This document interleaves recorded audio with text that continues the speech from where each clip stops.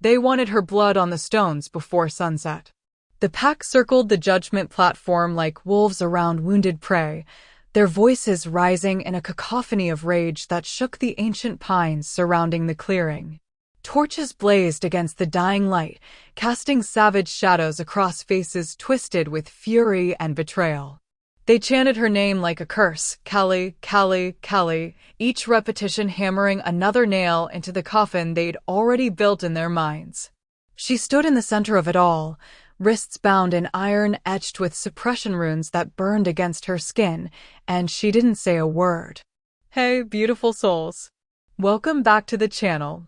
I hope you're having an incredible day, wherever you are in this wild, wonderful world. Drop a comment below and tell me where you're watching from. Are you Team Werewolf Romance?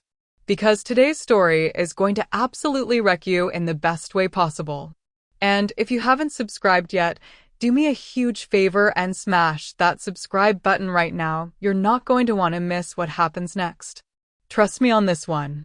Now let's get back to Callie, because she's about 30 seconds away from losing her head, and the only person who can save her hasn't spoken a single word. The Alpha Kings stood on the raised dais, silent as stone. Liam Blackthorn, 6'4" of lethal muscle and ancient power, draped in the ceremonial furs of his bloodline. His eyes, glacier blue and utterly unreadable, tracked across the mob with the precision of a predator assessing a hunt. He hadn't moved since the accusations began. Hadn't flinched when they dragged Callie before him in chains. Hadn't even blinked when Marcus, his own beta, presented the evidence. The shattered remains of the moon's chalice. The sacred relic that had stood in the temple for 300 years, the vessel said to hold the blessing of the moon goddess herself, the artifact that kept the pack strong, unified, protected. Now nothing more than glittering fragments spread across black velvet like the corpse of something holy. She destroyed it. Marcus's voice cracked like a whip across the clearing. He was a wall of muscle and self-righteousness, his dark eyes blazing with conviction. We have witnesses. 3 pack members saw her enter the temple last night. This morning, the chalice was found in pieces. She was the only one with access. The crowd erupted again, a tidal wave of agreement and fury. Execute her. She's betrayed us all. The moon goddess demands justice. Callie's knees should have been shaking. Her voice should have been hoarse from pleading her innocence. She should have been begging for mercy, offering explanations, crying for someone, anyone, to believe her. Instead, she stood perfectly still, her honey brown eyes fixed on something far beyond the mob, beyond the platform, beyond this moment entirely. Blood trickled from the corner of her mouth where someone had struck her during the arrest. Her long dark hair hung in tangled waves around a face that might have been carved from marble for all the emotion it showed. She looked like she'd already accepted death. Or worse, like she wanted it. The law is clear. Elder Morgan stepped forward, her ancient voice cutting through the chaos with practiced authority. She was one of the oldest wolves in the pack, her white hair braided with silver threads, her face a map of wrinkles and hard-won wisdom.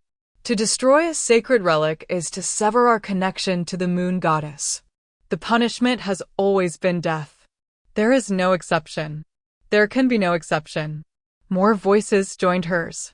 The chant grew louder, more insistent, more hungry. And still, Callie said nothing. Liam's fingers tightened almost imperceptibly on the arms of his throne. It was the first movement he'd made in 10 minutes, and somehow, impossibly, the entire clearing felt it. The temperature dropped. The air grew thick with alpha dominance, that primal force that made even the strongest wolves want to bare their throats in submission. The chanting faltered. Died. Silence crashed over the clearing like a physical weight.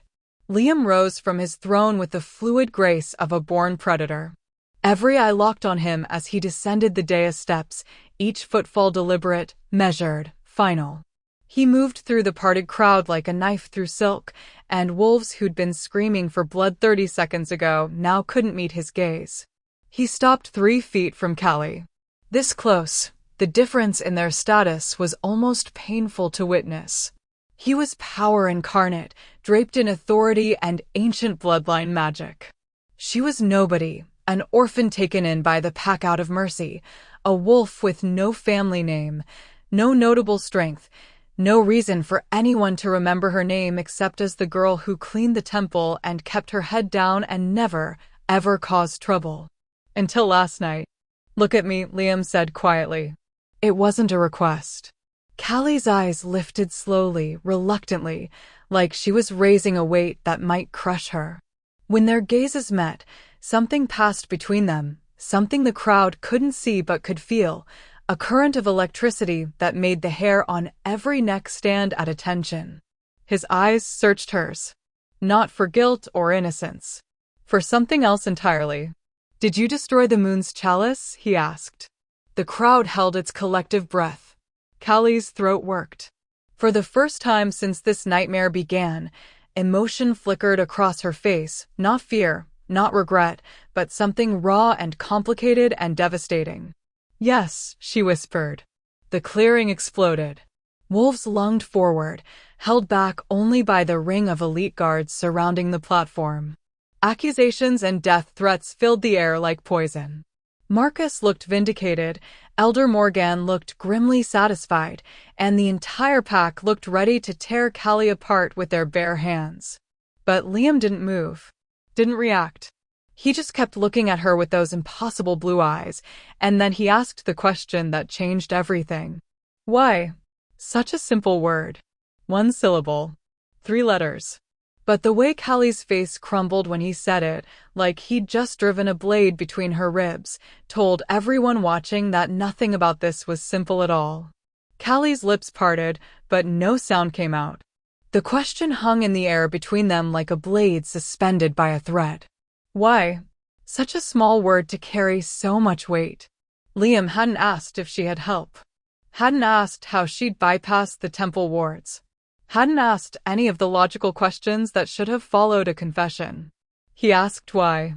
And for the first time since they dragged her onto this platform, Callie looked afraid. Answer him. Marcus snarled, taking a step forward before Liam's hand rose, barely a movement. Just a slight lift of fingers, and the beta froze mid-stride like he'd hit an invisible wall. Liam's dominance pressed down harder.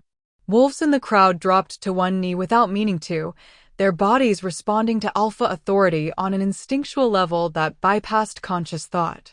Even Elder Morgan bowed her head, though her ancient eyes remained sharp and watchful. I asked her, Liam said softly, dangerously. Not you. The rebuke was gentle, but it landed like a physical blow. Marcus's jaw clenched, his face flushing with humiliation, but he stepped back without another word. Callie was trembling now. Small, almost imperceptible shakes that traveled through her bound hands. She looked at Liam like he was an executioner offering her one last cigarette before the firing squad, a kindness that somehow made everything worse. It doesn't matter why, she said finally, her voice rough and broken. I did it. That's all that matters. It matters to me. 3 words. Simple. Absolute. Something in Callie's expression shattered. Her eyes glistened with tears she refused to let fall, and for just a moment, one fractured, devastating moment, she looked at Liam like he was the answer to a prayer she'd stopped believing in years ago. Then the mask slammed back down. You should kill me, she whispered. That's what they want. That's what the law demands. So just do it. Please. The please nearly broke the silence. Several wolves in the crowd shifted uncomfortably. This wasn't how condemned prisoners acted. Where was the begging for mercy? The protests of innocence? The desperate scrambling for any lifeline?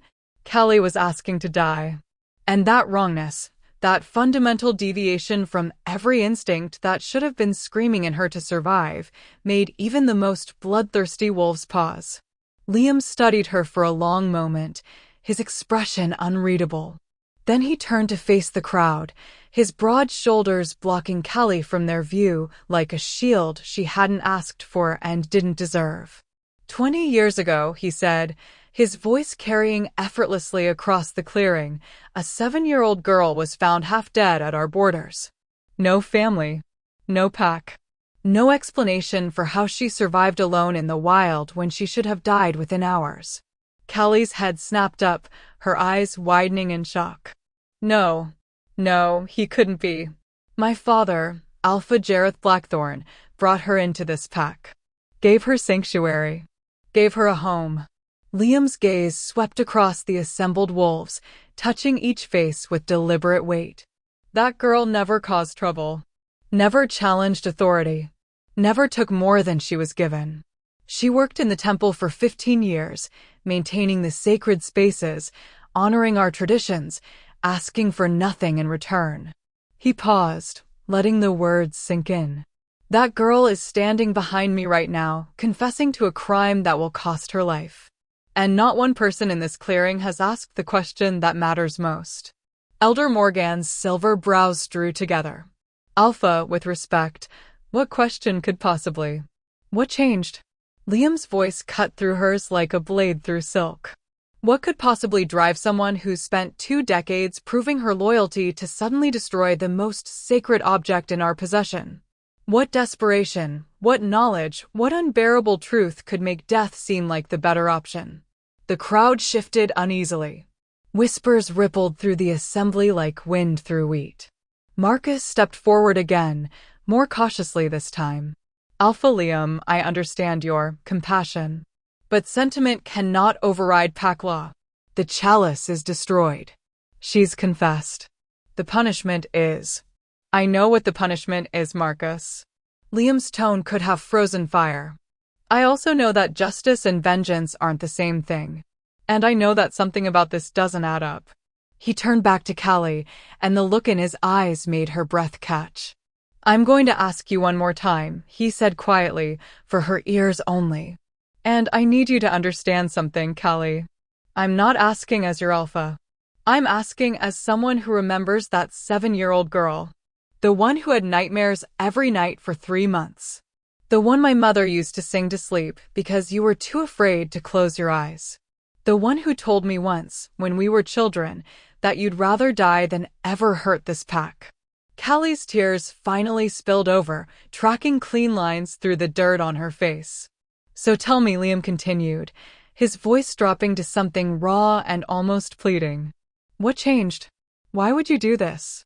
The memory hit Callie like a physical blow. 20 years ago. She was 7 years old and dying, her small body ravaged by fever and starvation, when Jareth Blackthorn found her collapsed at the border. She remembered his massive hands, gentle despite their size, lifting her like she weighed nothing. Remembered the warmth of the pack house, the softness of clean blankets, the first full meal she'd eaten in weeks. She remembered Liam. He'd been 12, all gangly limbs and serious blue eyes, and he'd sat beside her bed every day while she recovered. Brought her books. Told her stories. Promised her that she was safe now, that nobody would hurt her here, that she was pack. For 20 years, she'd believed him. For 20 years, she'd loved this pack with a ferocity that bordered on worship because they'd saved her when she had nothing. And 3 days ago, she'd discovered the truth that destroyed everything. I can't tell you, Callie choked out. If I tell you, she cut herself off, her eyes starting to the crowd with genuine terror. They'll what? Liam pressed. Callie, they'll what? But Callie was looking past him now, her gaze locked on someone in the crowd. Her face had gone white as bone, and she was shaking her head in tiny, frantic movements. Liam followed her line of sight. Elder Morgan stood at the front of the crowd, her ancient face carved from stone, her silver eyes boring into Callie with an intensity that felt like pressure against the skull. And behind her, 3 other elders. The ruling council. The wolves who'd served the Blackthorn line for generations. The keepers of tradition and sacred law. They were all watching Callie with the same expression. Not anger. Not righteousness. Fear. Liam's eyes narrowed. His alpha instincts, honed by years of reading pack dynamics and political undercurrents, screamed that he was missing something crucial. Something everyone could see except him. Enough of the circus, Elder Morgan's voice rang out. The girl has confessed. She's given no adequate defense. Alpha Liam, your father would not have hesitated. The law is clear. Pass judgment and let us be done with this unpleasantness. Several wolves murmured agreement, but Liam noticed others, younger pack members, mostly, who looked uncertain. Confused. Like they were watching a play where everyone knew their lines except the audience. The council has spoken, another elder added. Justice delayed is justice denied. Liam felt the political pressure mounting. For elders, his beta, half the pack calling for blood. And Callie herself, offering no defense, asking to die. Every logical bone in his body said to do it. Execute her. Follow the law. Maintain order. But that look in her eyes, that terrible, devastating fear when she glanced at the elders, ignited something in his gut that he learned never to ignore. His father had taught him that an alpha's most important skill wasn't strength or strategy. It was knowing when something was wrong. 3 days, Liam announced suddenly. The crowd erupted in protests. Alpha, the law doesn't allow. I am the law, Liam's voice boomed across the clearing, his alpha dominance slamming down like a physical weight. Wolves stumbled. Several dropped to both knees. Even the elders swayed under the pressure. And I invoke the right of investigation. 72 hours to examine the evidence, question witnesses, and determine the full truth of what happened. After 3 days, judgment will be passed. This is unprecedented. Elder Morgan's composure finally cracked. She's confessed. What more evidence do you need? Liam's smile was cold and sharp as a knife. If her guilt is so certain, Elder, then 3 days won't change anything. Will it? The elder's mouth snapped shut. Callie will be held in the Alpha's estate under guard until the investigation concludes, Liam continued. Anyone who objects can challenge my authority directly. Silence. No one was stupid enough to challenge an Alpha King in full dominance mode. Good. Liam gestured to his personal guards, his most trusted warriors, wolves who'd served him since he took the throne 5 years ago. Take her to the East Wing. Post guards. No one enters without my explicit permission. No one. As the guards moved to collect Callie, she looked at Liam with an expression so complex it defied description. Gratitude and terror. Hope and despair. You shouldn't have done that, she whispered as they pulled her past him. You have no idea what you've just. 3 days, Liam repeated firmly. That's all I'm asking for. 3 days to understand why someone I've known for 20 years would destroy everything she loves. Callie's face crumpled. Because someone I loved destroyed me first. The words were so quiet, only Liam heard them. And then the guards were leading her away. The crowd was dispersing with angry mutters and confused glances, and Liam was left standing on the platform with the shattered remains of the moon's chalice and a truth he couldn't quite see but could definitely feel. Something was very, very wrong in his pack. And he had 72 hours to figure out what before an innocent woman died. If she was innocent. The east wing of the Alpha's estate was supposed to be a prison. Marble floors. Arched windows overlooking the forest. A 4-poster bed with silk sheets. A private bathroom with heated water. Guards posted outside rather than inside the room. Callie sat on the edge of that ridiculously luxurious bed and tried to remember how to breathe. She should be dead by now. Should be cold meat on the judgment stones, her blood watering the earth while the pack held their approval. That was the plan. Confess, accept execution, and take the truth to her grave before it could destroy everything. Instead, Liam had given her 3 days. 3 days to either find a way out of this nightmare or watch it consume everyone she'd ever cared about. Her bound wrists had been freed the moment they entered the estate, the suppression runes no longer necessary now that she was surrounded by Liam's personal guard. She rubbed at the angry red marks on her skin, feeling her wolf stir for the first time in hours. The animal was confused, frightened, torn between the instinct to trust their alpha and the knowledge that trust had gotten them into this mess. "I'm so sorry," Callie thought to her wolf. "I'm so sorry." A knock at the door made her flinch. "Miss Callie." A young voice, female, uncertain. "The alpha requests your presence in his study." "I'm to escort you." Callie's stomach dropped. Of course. The investigation. He'd want answers, and she'd have to find a way to give him nothing while somehow not making things worse. An impossible task, but then again, her entire life had become impossible 72 hours ago. She opened the door to find a girl who couldn't be more than 19, blonde, petite, with the nervous energy of someone very new to serving in the Alpha's household. Her name tag read Lily. "This way, please," Lily said, her tone respectful but wary, like she wasn't sure if she was escorting a prisoner or a guest. Neither, Callie thought bitterly. "I'm a dead woman on borrowed time." Liam's private study was everything the public throne room wasn't: intimate, warm, human. Floor-to-ceiling bookshelves stuffed with leather-bound volumes. A fireplace crackling with cedar-scented flames. 2 worn leather chairs positioned near the hearth, the kind you sank into during long conversations over whiskey.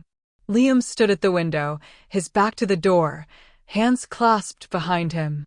He'd shed the ceremonial furs and now wore simple black pants and a dark gray Henley that did nothing to diminish his commanding presence. If anything, the casual clothing made him more intimidating, less alpha king, more apex predator in his natural habitat. "Thank you, Lily. That will be all," he said without turning. The girl disappeared, and Callie heard the door click shut behind her.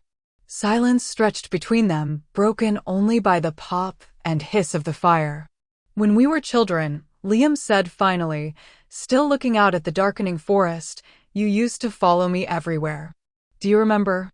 Callie's throat tightened. "You were the alpha son. I was nobody." "Of course I remember." "You weren't nobody." Now he turned, and the look in his eyes was so intense she had to glance away. "You were the bravest person I knew. You'd been through hell. We never found out what happened to you before my father found you, but the scars told enough of the story. And still you smiled. You laughed. You trusted us." "Your family saved my life," Callie said quietly.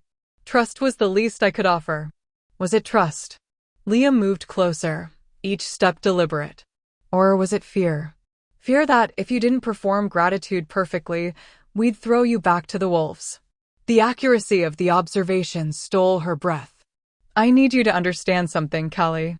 He stopped a few feet away, close enough that she could see the gold flecks in his blue eyes, the shadow of stubble along his jaw. "I didn't give you 3 days because of some childhood sentiment. I gave you 3 days because something about this entire situation reeks of manipulation. The timing, the witnesses, the way the elders pushed for immediate execution. And most of all, the way you're acting like dying is preferable to telling the truth." Callie's hands clenched into fists. "Maybe it is." "Why?" That word again. That impossible, terrible question. "Because some truths are more dangerous than lies," she whispered. Liam's expression softened fractionally. "Callie, I can't help you if you won't let me. Whatever you're afraid of. You can't protect me from this." The words burst out of her like a confession. "You can't protect anyone from this. That's the point. That's why I destroyed the chalice. That's why I have to die. Because if I don't, if the truth comes out, it won't just destroy me. It'll destroy the entire pack structure. Everything your family built. Everything we believe in." Liam went very still. "Explain." "I can't." "Explain." Not a request. An alpha command, backed by power that made her wolf whimper and press against her consciousness, desperate to obey. Callie felt the compulsion like hooks in her soul, dragging the words up her throat. She fought it with everything she had, her body shaking with the effort of resisting a direct order from her alpha. Blood trickled from her nose. The cost of defiance. Liam's eyes widened in shock, and the command pressure vanished instantly. "Callie." Don't, she gasped, wiping at the blood with trembling fingers. Please don't do that again. I can't. I won't. He looked stricken. Alphas used commands sparingly for exactly this reason. Forcing a wolf to violate their core beliefs could break something fundamental in their psyche. The fact that Callie was willing to hemorrhage rather than speak told him everything and nothing. I'm sorry, he said roughly. I shouldn't have. A sharp knock interrupted him. Alpha. Marcus's voice, tight with urgency. We have a situation. Liam's jaw clenched. I'm in the middle of. It's about the chalice. You need to see this. Now. Something in the beta's tone made Liam move. He glanced at Callie. Stay here. We're not finished. We never started, she said softly. Liam followed Marcus through the estate's corridors at a near run, his instincts screaming that whatever waited for him was going to change everything. They burst into the temple, the sacred space where the moon's chalice had stood for 3 centuries, to find it crowded with wolves, elders, guards. And in the center, surrounded by flickering candlelight, was Ethan, Liam's head of security, a wolf he'd trusted with his life for 5 years. Ethan knelt on the stone floor, his face ashen, and in his hands he held something that made Liam's blood run cold. A leather journal. Old, worn, the pages yellowed with age. Alpha, Ethan's voice shook. I found this hidden beneath the altar, behind a false stone. You need to read it. Liam took the journal, his fingers numb. The moment he opened it, he recognized the handwriting. His father's. To whoever finds this, if you're reading these words, then I am dead, and the truth died with me as I intended. But conscience demands I leave some record, some testament to the terrible choice I made 30 years ago. The moon's chalice is not a blessing. It is a curse. The words swam before Liam's eyes. He had to read them 3 times before their meaning penetrated. Keep reading. Elder Morgan's voice came from the shadows, cold and hard as granite. Read what your father discovered. What he chose to hide rather than reveal. Liam's hands shook as he turned the page. I discovered the truth by accident. A researcher's journal from 2 centuries ago, tucked away in archives no one had touched in generations. The moon's chalice was never meant to strengthen the pack. It was designed to siphon strength from common wolves and funnel that power to the ruling bloodlines. Every full moon, every ceremony, every prayer offered before that cursed relic fed on pack members while making the alphas stronger. My bloodline, my family, my strength. All of it stolen from the very wolves I swore to protect. The journal slipped from Liam's numb fingers. No, he whispered. That's impossible. The chalice has been sacred for 300 years, Elder Morgan finished. 300 years of the Blackthorn line growing stronger while common wolves grew weaker. 300 years of children born with diminished abilities, warriors who couldn't hold their forms, healers whose power faded before their time. All of it attributed to natural variation or weak bloodlines. She stepped into the candlelight and her ancient face was carved from stone and fury. Your father discovered the truth 30 years ago. And he did nothing. Kept the secret. Kept the chalice in place. Kept feeding on his own pack because the alternative, admitting what the ruling family had done, even unknowingly, would have destroyed the Blackthorn line's authority forever. Liam felt like the ground had opened beneath his feet. If this is true, then why hide it? Why not reveal? Because we needed you, another elder said, stepping forward. Your father was too entrenched, too complicit. But you're young, idealistic, untainted by the original sin. We've been waiting for the right moment to force the truth into the open. And then 3 days ago, that temple girl discovered what we'd been planning. Callie. The realization hit him like a physical blow. She found the journal, Liam said slowly. She learned the truth. Worse, Elder Morgan said. She understood the implications faster than we did. The girl might be common-born, but she's not stupid. She realized that if the truth came out wrong, if it looked like the elders were staging a coup, Using ancient secrets to overthrow the Alpha, it could trigger a civil war. Pack against pack, bloodline against bloodline. So she destroyed the chalice herself, Liam breathed. Took the blame. Made it look like vandalism instead of revelation. She tried to protect you, Marcus said quietly. Protect the pack. Even knowing it would cost her life. The pieces fell into place with devastating clarity. Callie hadn't betrayed them. She'd saved them. And he'd let his pack drag her to the judgment stones and scream for her execution. Where is she? Liam's voice came out as a growl. Where's Callie right now? The East Wing, as you ordered. Liam was already moving, his wolf surging to the surface, every instinct screaming protect, claim, mine in a way that had nothing to do with Alpha authority and everything to do with something far more primal. He'd known Callie for 20 years. How had he never seen her? Really seen her? He burst into the corridor at a dead run, Marcus and Ethan on his heels, his heart pounding not with fear, but with something far more dangerous. Recognition. Because somewhere between that 7-year-old girl who'd trusted him and the woman who'd chosen death over destroying his pack, Callie had become the most important person in his world. And he'd been too blind to notice until she was already on the execution block. He rounded the corner to the East Wing and stopped dead. The guards lay unconscious on the floor. The door to Callie's room stood open. And the room beyond was empty. On the bed, weighted down by a stone, was a note in Callie's handwriting. By the time you read this, I'll be gone. The chalice is destroyed. The siphon is broken. The pack will heal. And you'll be free to rule without the sins of the past dragging you down. Don't look for me. Let me be the villain this story needs. It's better this way. For everyone. Thank you for 3 days I didn't deserve. No, Liam whispered, the word torn from somewhere deep in his chest. No, Eno. His wolf howled. Because Callie had done it again, sacrificed herself, disappeared into the night, chosen exile over truth. And this time, he understood exactly what he was losing. Wait, what? She's gone.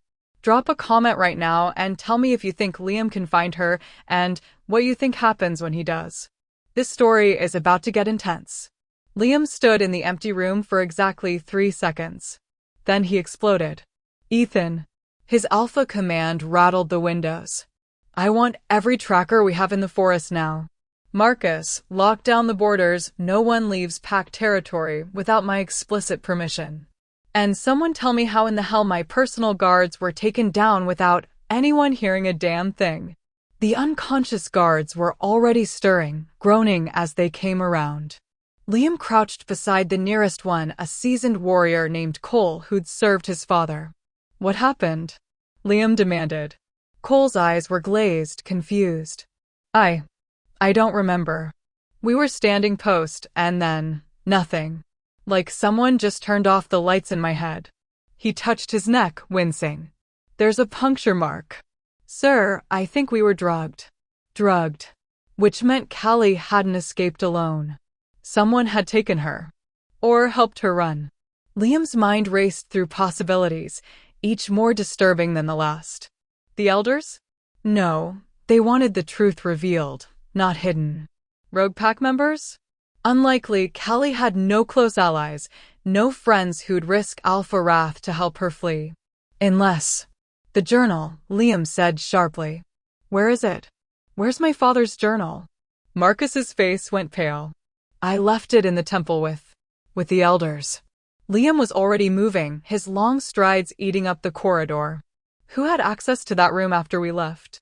Alpha, you can't think the elders would. I don't know what to think anymore.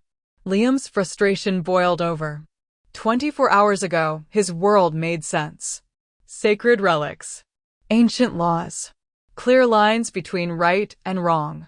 Now everything was inverted, and the one person who could explain it all had vanished into the night. They burst back into the temple to find it empty except for 2 guards posted at the entrance. The journal was gone. Perfect, Liam snarled. Just perfect. The one piece of evidence that proves Callie's innocence, and it disappears the same night she does. Not the only evidence, Ethan said quietly. He knelt beside the altar, running his fingers along the stone where they'd found the hidden compartment. The false stone is still here. And look, he pulled out his phone, showing Liam the screen. I took photos. Every page of that journal before we left. Figured we might need copies for the investigation. Relief crashed through Liam so hard it nearly buckled his knees. Send those to my private server. Password protected. And Ethan. Yes, Alpha. From now on, you don't leave my side. You're the only person I trust completely right now. Ethan's expression flickered with something gratitude, determination, fierce loyalty. Understood. Marcus shifted uncomfortably. Alpha, what about me? I've served you since. You pushed for immediate execution. Liam cut him off coldly. You presented evidence without investigating alternatives. You were so certain of Callie's guilt that you didn't question whether someone might have set her up. He stepped closer, his alpha dominance pressing down like a physical weight. So no, Marcus. Right now, I don't trust you at all. The beta's face flushed with humiliation and anger, but he dropped his gaze and bared his neck in submission. As you command, Alpha. Liam turned away before he said something he'd regret. Marcus had been his father's beta first, loyal to the Blackthorn line for 30 years. But loyalty could be blind, and blind loyalty could be dangerous. His phone buzzed. A text from Nathan, his lead tracker. Found her trail. Heads north toward the unclaimed territories. Fresh, maybe 20 minutes old. Signs of a second wolf with her larger male. Pursuing now. North. Toward the wildlands where pack law didn't reach and rogues ruled through violence and chaos. Callie was running straight into hell, and she either didn't know or didn't care. I'm going after her, Liam announced. Alpha, you can't. Marcus found his voice again. The pack is unstable. The elders are demanding answers. If you leave now, then the elders can wait. Liam's tone left no room for argument. Ethan, you're with me. Marcus, you're in charge until I return. Handle the pack council, manage the rumor mill, and for the love of the moon goddess, keep the elders from staging whatever political maneuver they're planning. And if they ask where you've gone? Liam's smile was sharp and cold. Tell them their alpha is hunting. The forest at night was a cathedral of shadows and silver moonlight. Liam ran in his wolf form, a massive creature of midnight black fur and glacier blue eyes, built for speed and power in equal measure. Ethan kept pace beside him, his russet brown wolf slightly smaller, but no less deadly. Nathan's tracking team had left markers, broken branches, claw marks on tree trunks, traces of scent. The trail was fresh and panicked, the kind of run that spoke of desperation rather than planning. She's afraid, Liam's wolf growled in his mind. Our mate is afraid. The word, mate, should have shocked him. Should have made him stumble mid-stride with the weight of recognition. Instead, it felt like something he'd always known but never let himself acknowledge. Callie. The quiet girl who cleaned temples. The orphan with secrets in her eyes. The woman who'd stood on the judgment stones and asked for death rather than betray his family. His mate. And he'd been too caught up in duty and tradition to see what his wolf had known from the moment he'd stood 3 feet away from her and asked why. We have to find her, his wolf insisted. Before the unclaimed lands do. The unclaimed territories were brutal. Lawless. Ruled by rogues who'd rejected pack structure entirely, some by choice, some by exile, all of them dangerous. A lone wolf entering those lands was prey, and a female wolf was. Liam pushed the thought away and ran faster. They'd been running for 30 minutes when Nathan's howl cut through the night, urgent, alarmed, wrong. Liam and Ethan veered toward the sound, crashing through undergrowth until they burst into a clearing where Nathan's team had stopped. 5 wolves. All of them standing over what looked like a battlefield. Blood soaked the ground. Scraps of cloth, Callie's shirt, torn to shreds. Gouges in the earth where wolves had fought. And worst of all, the scent of fear so thick it was almost visible in the moonlight. Nathan shifted back to human form, his face grim. We found this 3 minutes ago. There was a fight, Callie and her companion against at least 3 other wolves. Rogues from the stink. The fight was brief and brutal. Where are they? Liam demanded, shifting back to human form as well, not bothering with modesty. Where did they go? The rogues dragged them north. Based on the scent markers, I'd say we're looking at the Broken Fang pack. Ethan swore viciously. The Broken Fangs don't take prisoners. They take trophies. The Broken Fang pack were the worst kind of rogues, exiles from a dozen different territories, bound together by violence and led by a wolf who called himself Zane. They lived like animals, took what they wanted, and respected nothing except strength. If they had Callie. How long? Liam's voice came out as a growl even in human form. 15, maybe 20 minutes. We can still catch them if we move now. Liam's wolf surged forward, demanding shift, demanding the hunt. But his human mind knew they needed strategy, not just rage. Nathan, take your team and circle wide. Come at them from the east. Ethan, you're with me. We go straight in. He met each wolf's eyes in turn. And understand this, Callie comes back alive. I don't care what it costs. She comes back alive. And the male who is helping her? Nathan asked carefully. Liam's expression went cold. Depends on whether he was helping her escape or leading her into a trap. They found the Broken Fang camp 40 minutes later, nestled in a canyon where the mountains broke apart like shattered teeth. Liam crouched in the undergrowth above the camp, his eyes tracking every movement below. 15 wolves, maybe 20. All of them scarred, brutal, radiating the kind of violence that came from surviving where civilization ended. And in the center of the camp, tied to a post, was Callie. She was still in human form, her hands bound behind her back, her clothes torn and bloody. But she was alive, conscious, and from the defiant set of her jaw, still fighting. Next to her, tied to a second post, was a wolf Liam didn't recognize. Male, mid-20s, with dark hair and a lean build. Blood streamed from a gash above his eye, and he kept glancing at Callie with an expression that made Liam's wolf snarl with possessive fury. Who is he? Why does he look at our mate like that? A massive wolf emerged from the largest tent, easily 6'6" in human form, covered in ritual scarring, his eyes as cold as a winter grave. Zane. The Broken Fang Alpha circled Callie slowly, like a predator savoring prey. When he spoke, his voice carried easily in the canyon's acoustics. So, Zane drawled. The famous temple girl. The one who broke a sacred relic and brought the mighty Blackthorn pack to its knees. I have to admit, I'm impressed. Didn't think anyone that small could cause that much chaos. Callie said nothing, but her eyes tracked his movements with the wariness of a cornered animal. My scouts tell me Liam Blackthorn gave you 3 days to live. That's generous. Zane crouched in front of her, his smile sharp and cruel. I'm not nearly as generous. But I am curious. What could drive a nobody like you to destroy something so powerful? What secret is worth dying for?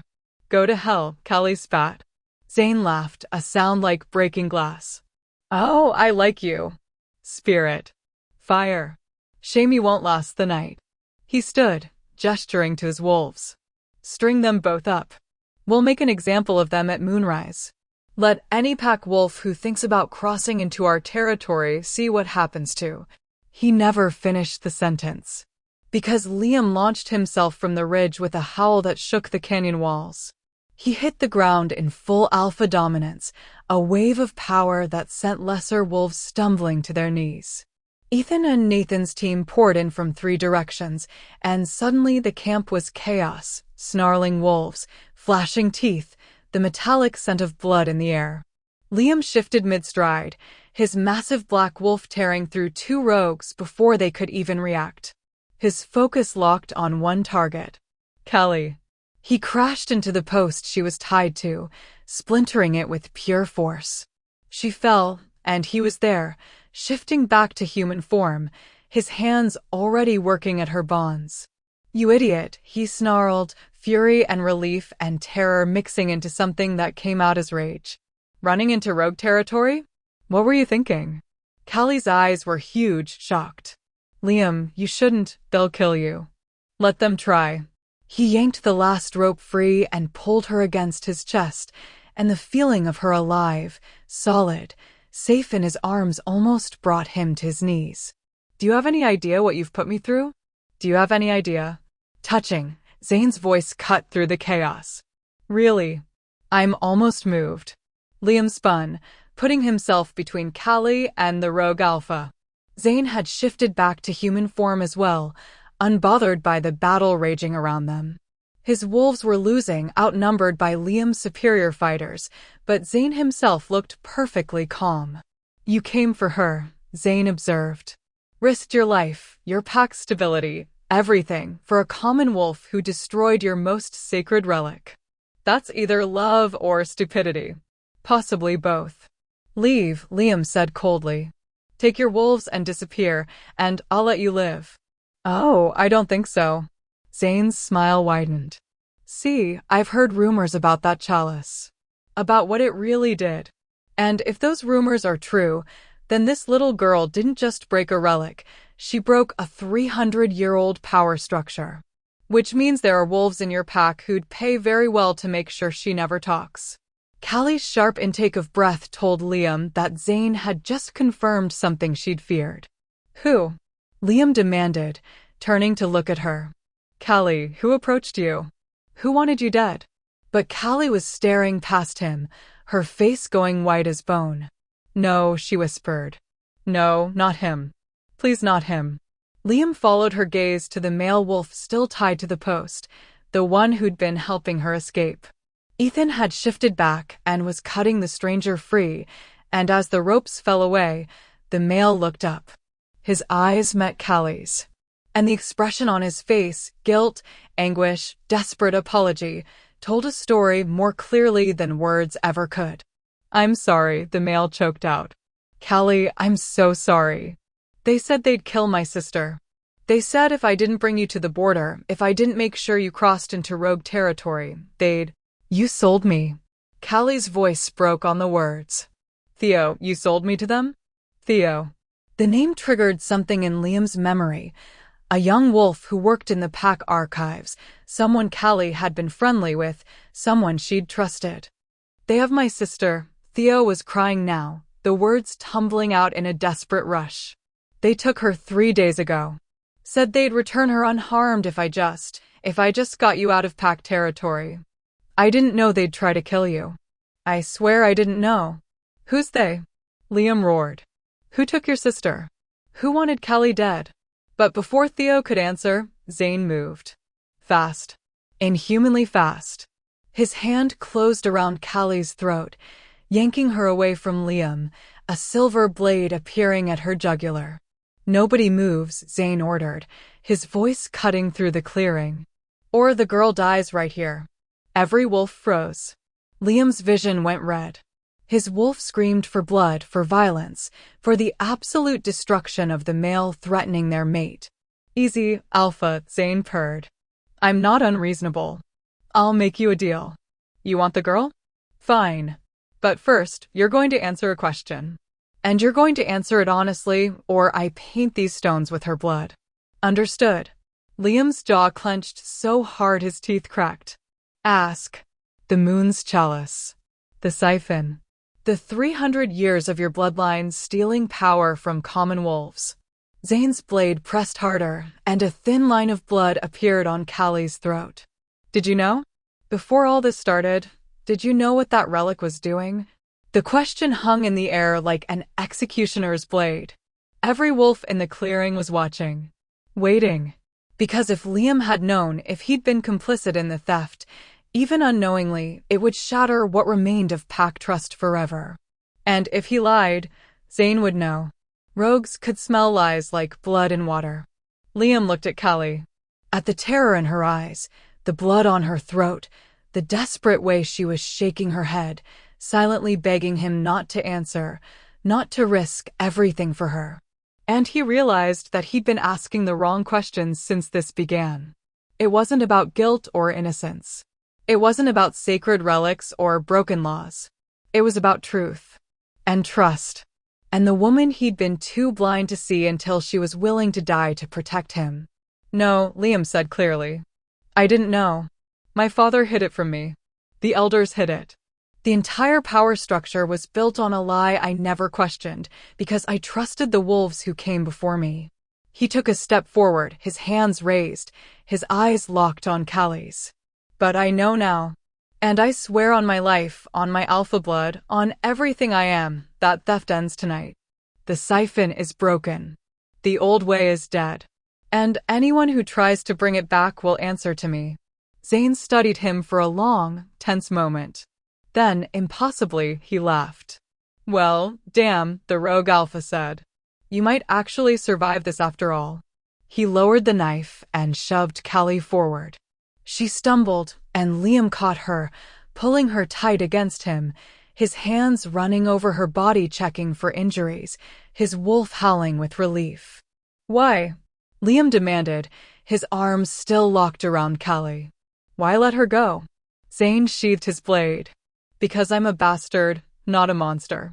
And because the real monsters are the ones who tried to use me to clean up their mess. His smile was sharp as broken glass. Theo's sister? She's alive. Safe. Hidden in my camp. The wolves who kidnapped her and hired me to kill your little temple girl? They're the same ones who'll be very unhappy to learn she's still breathing. Who? Liam's voice was lethal. Give me names. Can't. Don't have them. The deal was anonymous, payment in silver, delivered by courier. But here's what I do know. Zane's expression turned serious. Whoever they are, they're desperate. And desperate wolves make mistakes. So I'd suggest you get this girl somewhere safe, figure out who's trying to kill her, and handle it before they try again. He gestured to his wolves, who immediately began retreating. Oh, and Alpha? Zane called over his shoulder. For what it's worth. She's got more spine than half your pack combined. If I were you, I'd keep her close. Then the broken fangs melted into the forest-like smoke, leaving Liam's team alone in the blood-soaked clearing. Liam looked down at Callie, who was shaking in his arms, her face pressed against his chest. Are you hurt? He asked softly. Callie, look at me. Are you hurt? She pulled back just enough to meet his eyes, and what he saw there stole his breath. Not fear. Not relief. Devastation. Don't you understand? She whispered. This is what I was trying to prevent. The pack turning on itself. Wolves hiring rogues to commit murder. Everything falling apart because I couldn't just die when I was supposed to. You're not dying, Liam said fiercely. Not tonight. Not ever. Do you hear me? Whatever's happening, whoever's behind this, we'll face it together.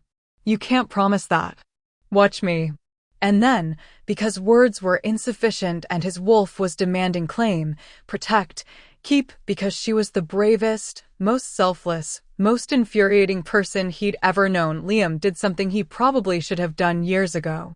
He kissed her. Okay, but that kiss though. Comment below and tell me what you think happens next. And if you're loving this story, make sure you're subscribed so you don't miss the next part. Things are about to get wild. The world stopped. Callie's breath caught in her throat as Liam's lips claimed hers with a desperate intensity that spoke of fear and relief and something far more dangerous than either. His hand cupped the back of her head, careful of her injuries, while his other arm banded around her waist like he was afraid she'd disappear if he loosened his grip even fractionally. The kiss was everything she'd never let herself imagine, fierce and gentle, possessive and reverent, a promise and a question wrapped into one earth-shattering moment. When he finally pulled back, his forehead rested against hers, both of them breathing hard.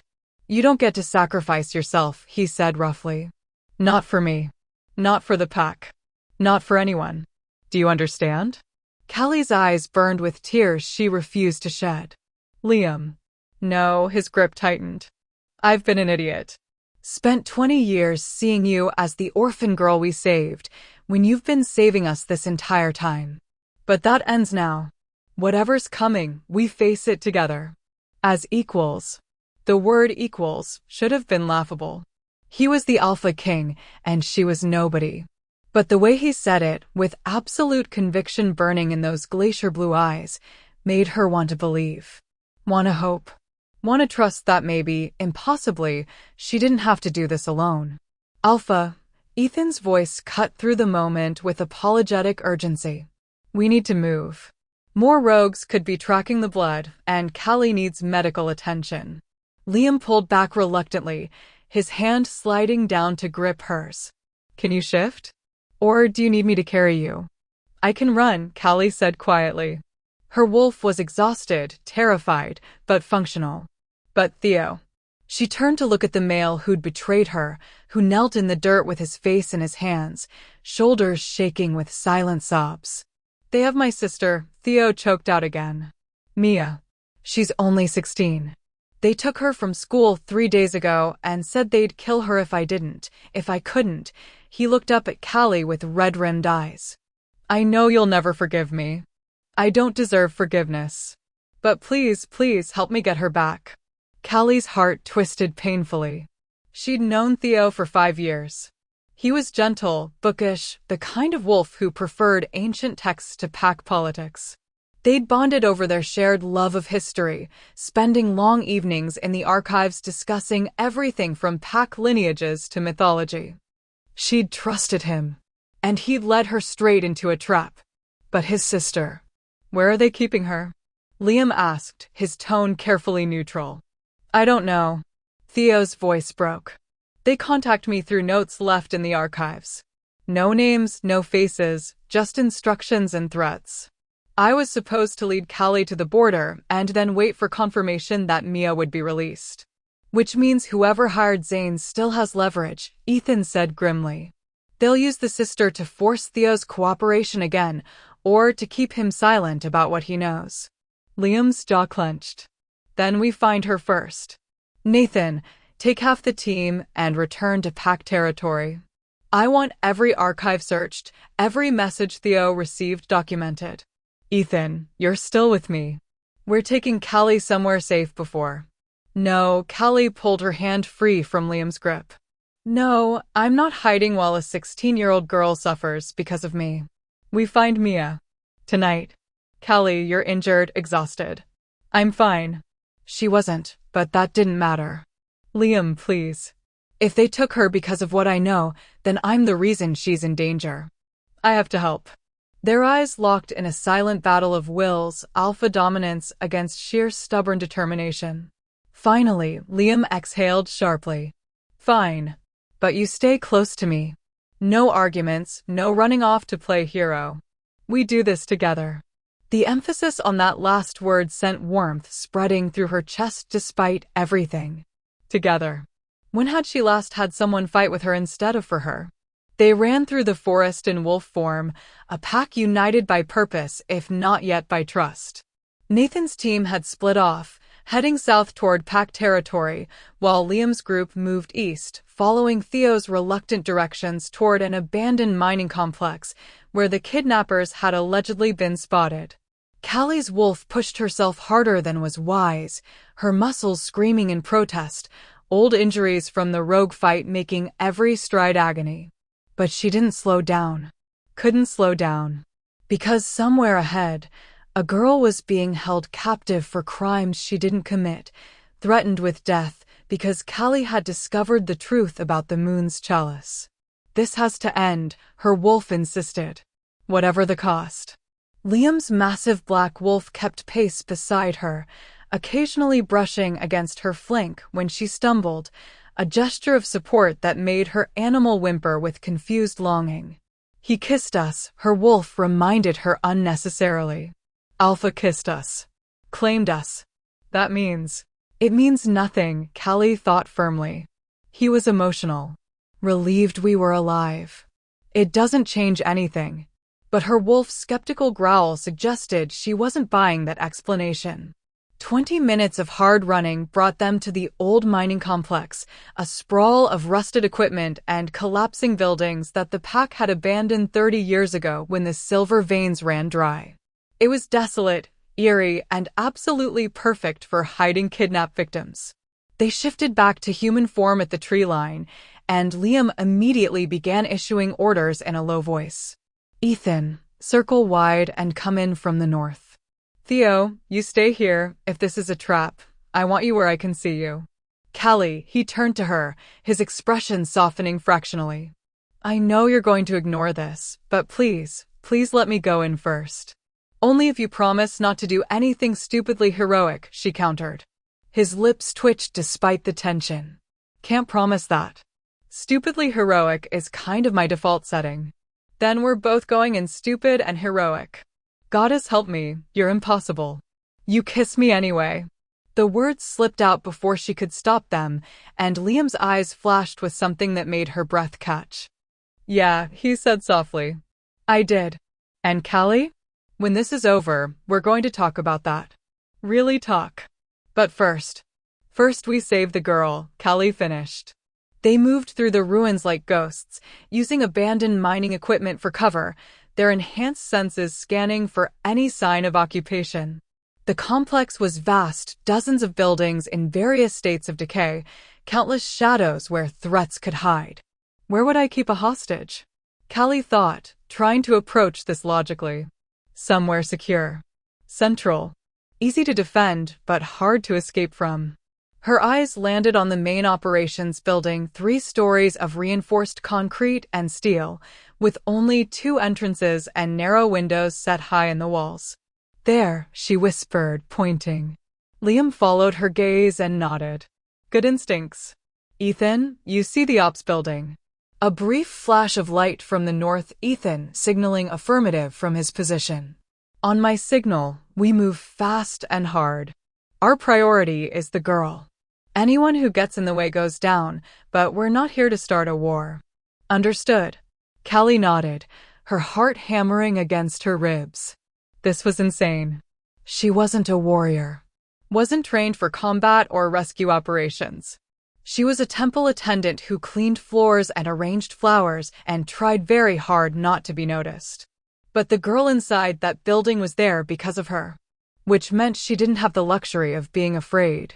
Liam's hand found hers in the darkness, squeezed once. Ready? No, she admitted. But let's go anyway. His smile was quick and fierce. That's my girl. Then he was moving, and Callie was right behind him, her wolf surging to the surface as they closed the distance to the operations building in a blur of speed and shadow. The main entrance stood partially open, an invitation or a trap, impossible to tell which. Liam shifted mid-stride, his massive wolf crashing through the doorway with Callie's smaller gray wolf at his flank. The interior was dark, cavernous, filled with the skeletons of old machinery and there, in the center of the main floor, tied to a support beam, was a teenage girl with Theo's eyes and tear-stained cheeks. Mia. She was alive, conscious, and absolutely terrified. But she wasn't alone. From the shadows stepped a figure Callie recognized, and the recognition hit her like a physical blow. Elder Morgan. The ancient wolf stood there in human form, flanked by 2 younger wolves Callie didn't recognize, her silver hair gleaming in the dim light filtering through broken windows. Hello, child, the elder said calmly, as if they'd just run into each other at a casual pack gathering rather than a kidnapping scene. I wondered how long it would take you to find this place. Liam shifted back to human form, his body vibrating with barely controlled rage. Morgan. What the hell is this? This? The elder gestured around the decrepit building. This is necessity, Alpha. This is what happens when idealistic children discover truths they're not equipped to handle and threaten to tear down 3 centuries of carefully maintained order. Callie shifted back as well, her mind reeling. You knew about the chalice all along. You were part of the council when Liam's father discovered the truth. Of course I knew. Morgan's voice was sharp as broken glass. I was there when your grandfather commissioned the chalice, Liam. I watched it be forged. I knew exactly what it was designed to do. The words hung in the air like a death sentence. You knew, Liam repeated, his voice deadly quiet. For 300 years, You knew the ruling bloodlines were stealing strength from common wolves, and you said nothing. Did nothing. You're supposed to be the keepers of wisdom, the protectors of pack law. We protected the pack. Morgan's composure finally cracked.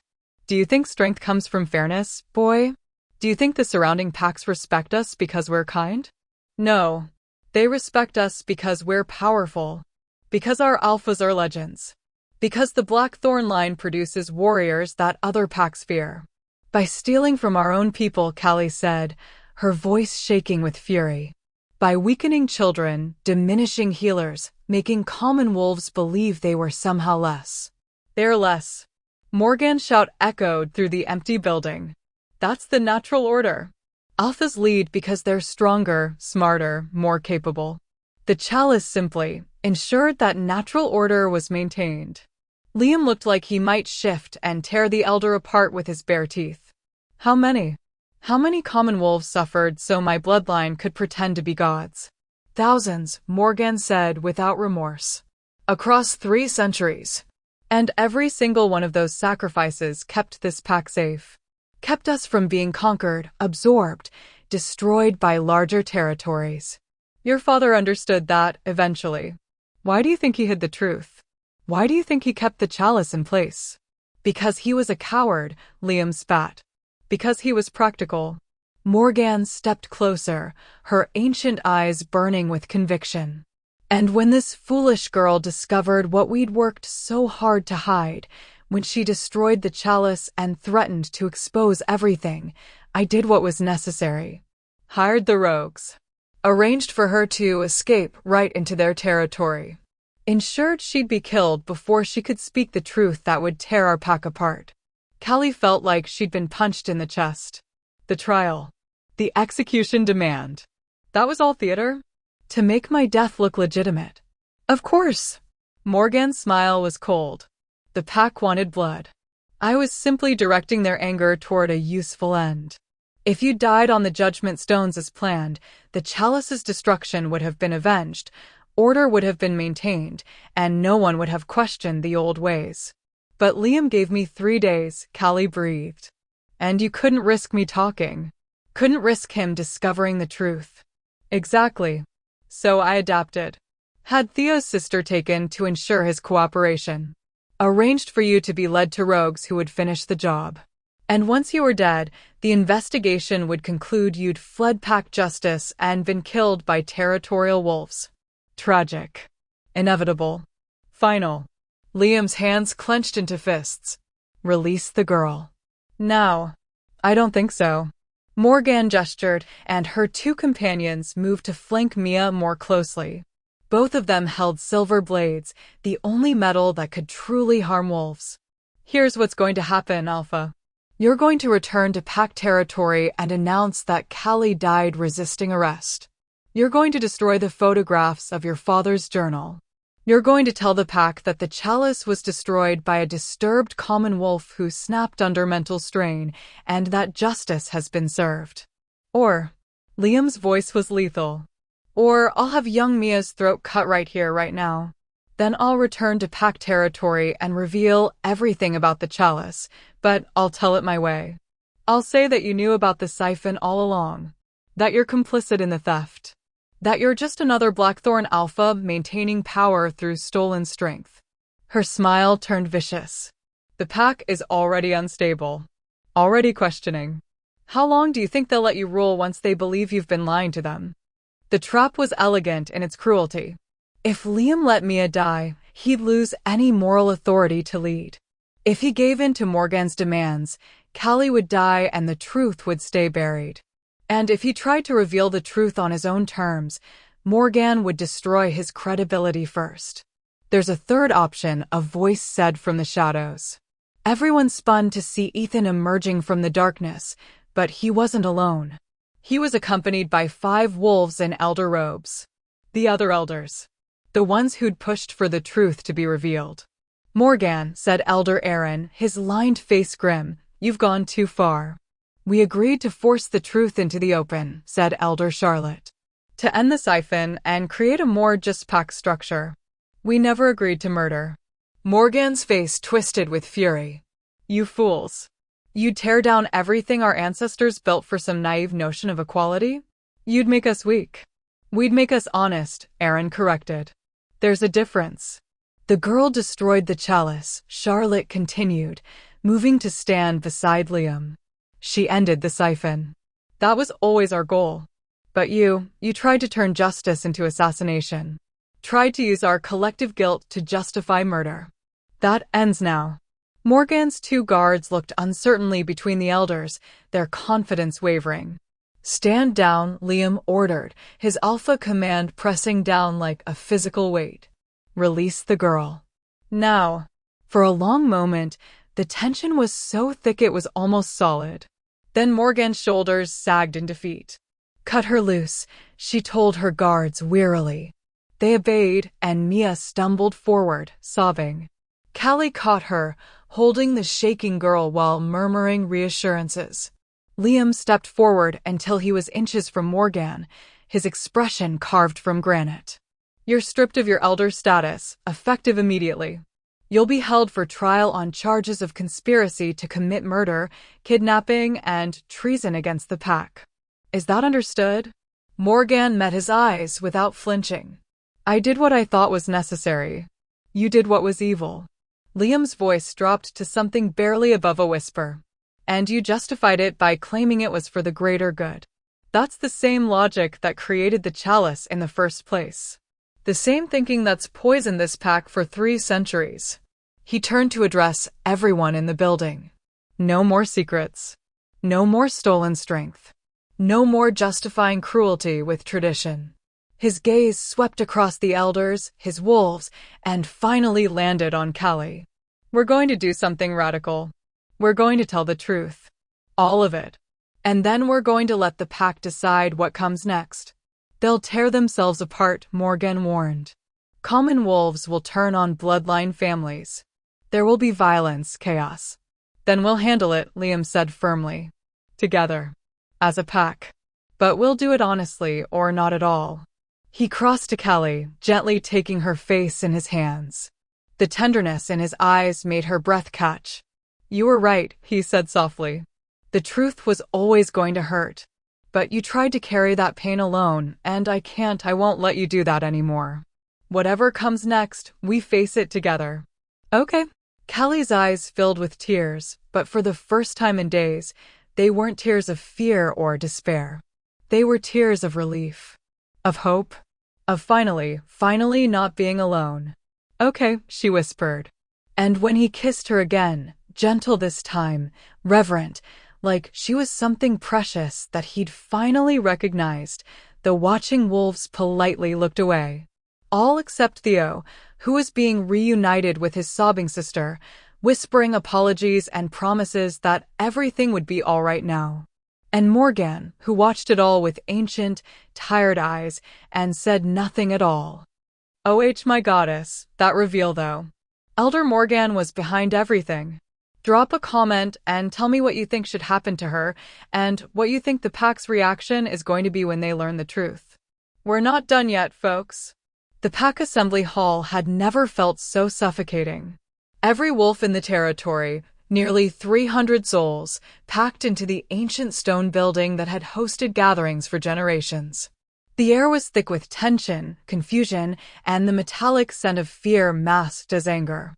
Liam stood on the raised platform, flanked by the remaining elders and his most trusted warriors. Callie stood beside him, a position that had caused murmurs the moment they entered. Common wolves didn't stand at the Alpha's side. They didn't address the full pack. They certainly didn't hold the Alpha King's hand in front of everyone. But Liam's fingers were laced through hers, and he showed no intention of letting go. You've called an emergency assembly, Marcus said from the crowd, his voice carrying the weight of 300 wolves' confusion. Morgan is in custody. Rumors are spreading like wildfire. Alpha, we need answers. And you'll have them, Liam replied, his voice calm despite the storm brewing in his chest. All of them. But understand this, what I'm about to tell you will change everything you thought you knew about this pack. About our history. About the very foundation of our strength. The crowd shifted uneasily.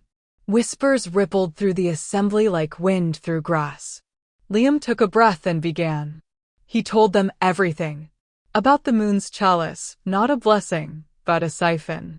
About 3 centuries of stolen strength, common wolves weakened to empower the ruling bloodlines. About his father's discovery and his choice to hide the truth. About Callie's sacrifice, her willingness to die rather than tear the pack apart with revelation. And about Morgan's conspiracy to murder her to keep the secret buried. The silence that followed his words was absolute. Then it shattered. Lies. A voice from the back, a bloodline wolf, his face twisted with fury. This is some common wolf conspiracy to undermine the alpha families. My bloodline has been strong for generations. Because you were stealing from my bloodline for generations. A woman stood up, Kara, a healer whose daughter had been born with diminished abilities. My child was supposed to be powerful. The scans showed alpha potential when I was pregnant. But she came out weak. We thought it was genetic defect, bad luck. But it was theft. You stole my daughter's strength. Chaos erupted. Bloodline wolves shouting denials. Common wolves demanding justice. Families turning on each other as generations of unexplained weakness suddenly had an explanation, and that explanation had names, faces, bloodlines attached to it. Silence. Liam's alpha command crashed over the assembly like a tidal wave. Wolves dropped to their knees. Some shifted involuntarily, their animals responding to the sheer dominance radiating from their alpha. But when the command faded, the anger remained. Simmering. Dangerous. Ready to explode. I know you're angry, Liam said, his voice carrying to every corner of the hall. You have every right to be angry. What was done to you, to your children, your families, your potential was wrong. Inexcusable. Evil, even if it was dressed up in tradition and sacred purpose. Easy for you to say, called out a wolf Callie recognized, Nathan's younger brother, a fighter who'd never quite lived up to his bloodline's expectations. You benefited. Your strength came from our weakness. Why should we trust anything you say now? Because he could have kept lying, Callie said, her voice quieter than Liam's, but cutting through the noise like a blade. He could have let me die. Let the truth stay buried. Could have kept the power structure that made him stronger than everyone else. 300 pairs of eyes turned to her. She'd never addressed the full pack before. Had never imagined she'd have reason to. But now, standing beside Liam, feeling his solid presence at her back, she found words she didn't know she had. I destroyed the chalice because I couldn't live with the truth, she continued. Couldn't watch children be born weaker while alphas grew stronger. Couldn't participate in the theft anymore by maintaining the temple that housed it. I planned to confess, accept execution, and let the secret die with me. Because I thought, her voice cracked. I thought the truth would destroy the pack. Would turn us against each other.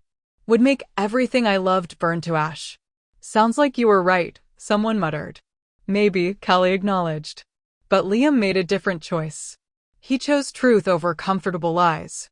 Chose justice over power.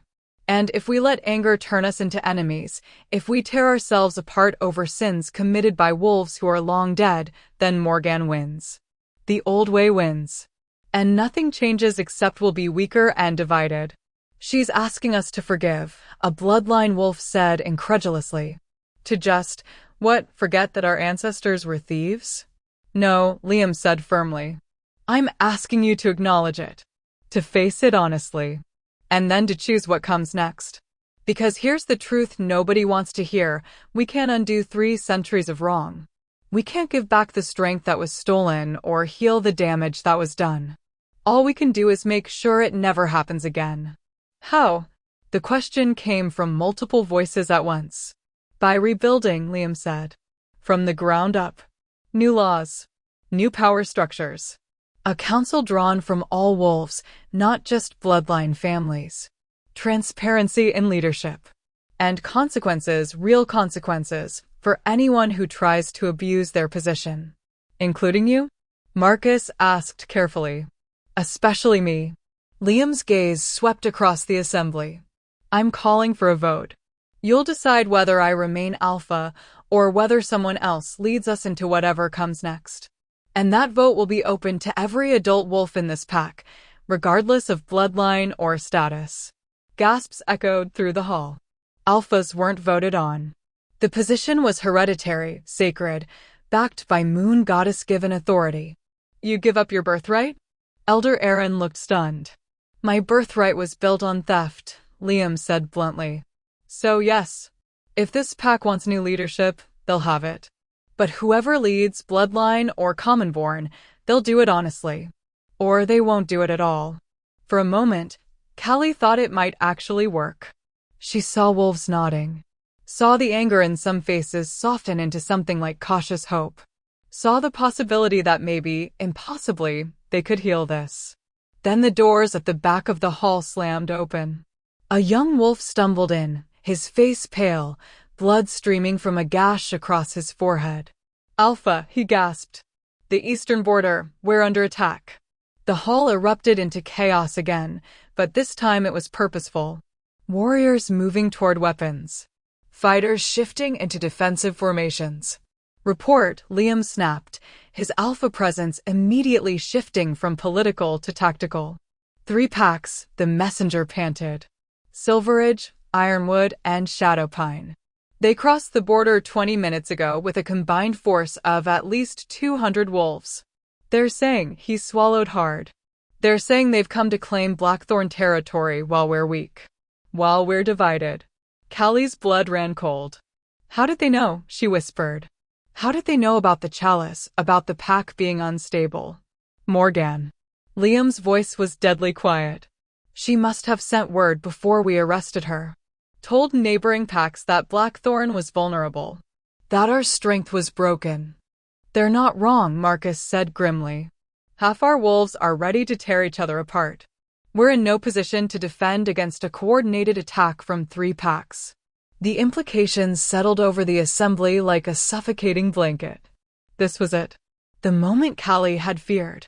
The pack turning on itself, enemies circling like wolves around wounded prey, everything collapsing exactly as she'd tried to prevent. We don't have the numbers, one of the war captains said. Not if we're fighting on multiple fronts. Not if half our wolves are questioning whether they even want to defend the Blackthorn line. Then we negotiate, Elder Charlotte suggested. Offer them territory. Resources. Whatever they want to avoid. No, Liam's voice cut through the suggestions like a blade. We don't negotiate with invaders. We don't surrender because things are hard. We fight. With what army? Marcus demanded. Alpha, be reasonable.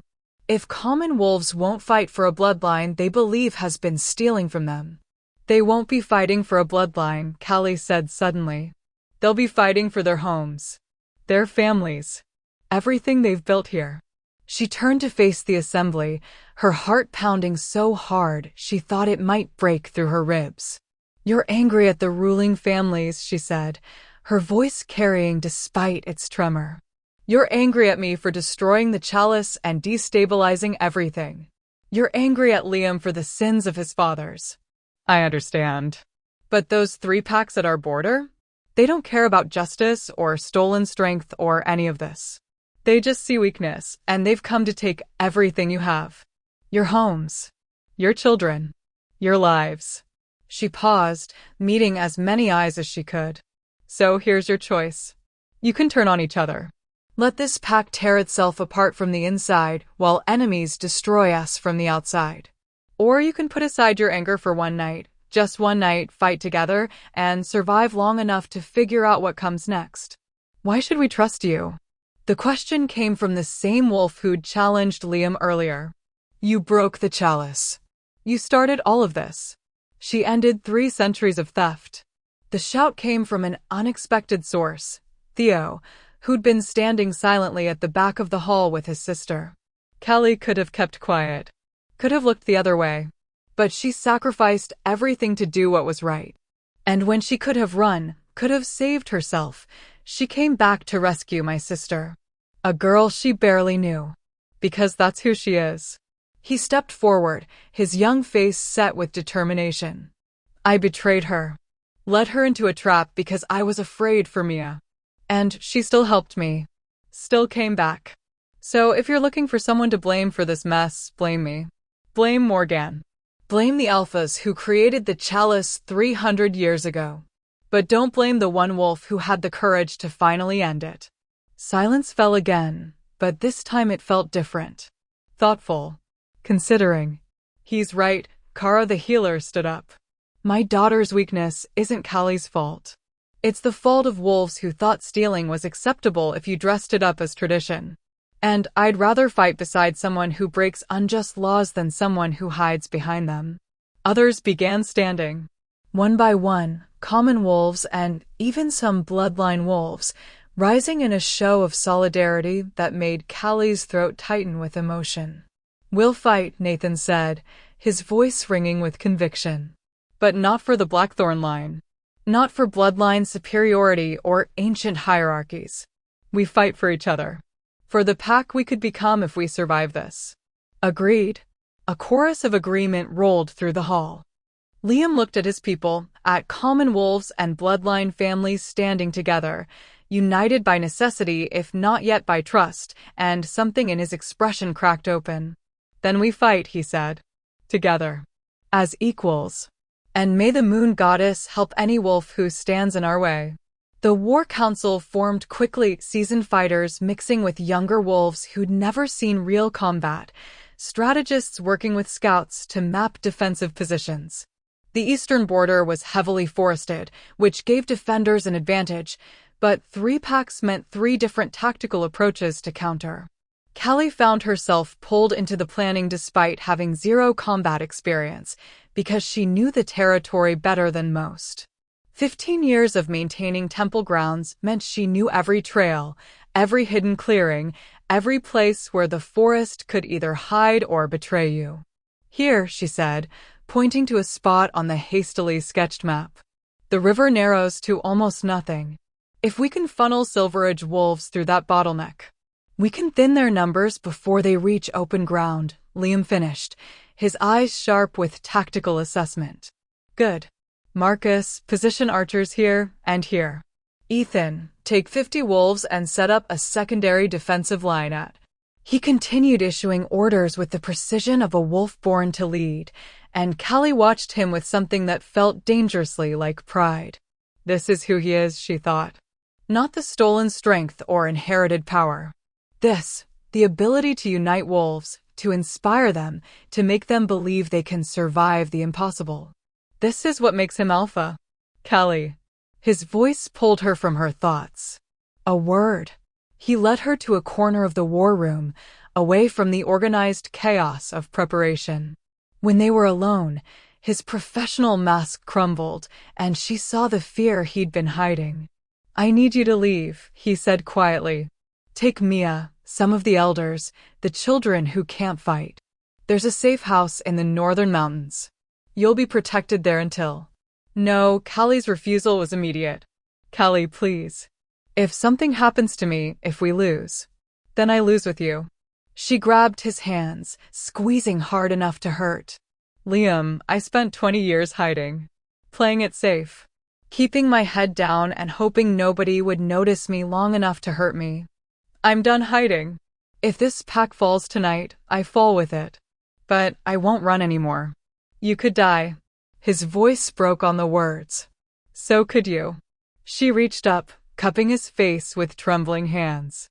And I'd rather die fighting beside you than live knowing I ran when you needed me most. He kissed her then, desperate and fierce, like he was trying to memorize the taste of her, the feel of her, like he knew this might be the last time. When they finally broke apart, both breathless, he pressed his forehead to hers. When this is over, he said roughly, when we've survived whatever hell is coming, we're having that conversation. The one about why I've been an idiot for 20 years. The one about what it means that my wolf has been screaming, mate, since the moment I saw you on those judgment stones. The one about Liam. She pressed her fingers to his lips, silencing him with a sad smile. Let's survive first. Then we'll talk about everything. Promise? Promise. A howl split the night, the warning signal from Border Patrol. The enemy had arrived. Liam's expression hardened into something cold and lethal. Stay close to me. No matter what happens. Stay close. Then they were moving, joining the flood of wolves streaming toward the eastern border, and Callie sent up a desperate prayer to the moon goddess that she'd been lying to. Please. Please let us survive this. Please let this not be the end. The battle that followed was chaos incarnate. 3 packs crashed into Blackthorn territory like a tidal wave of fur and fangs and fury. Silveridge from the north, massive wolves built for power fighting. Ironwood from the east, tactical, coordinated, fighting in perfectly synchronized formations. And Shadowpine from the south, smaller wolves, faster, using guerrilla tactics and hit-and-run strikes. Blackthorn wolves met them with everything they had. Liam fought at the front, a whirlwind of black fur and devastating power, his alpha dominance pressing down on enemy wolves and giving his own fighters breathing room. Marcus anchored the left flank, his tactical mind keeping Ironwood from overwhelming their position. Nathan led hit squads against Shadowpine, matching speed with speed. And Callie. Callie wasn't a fighter.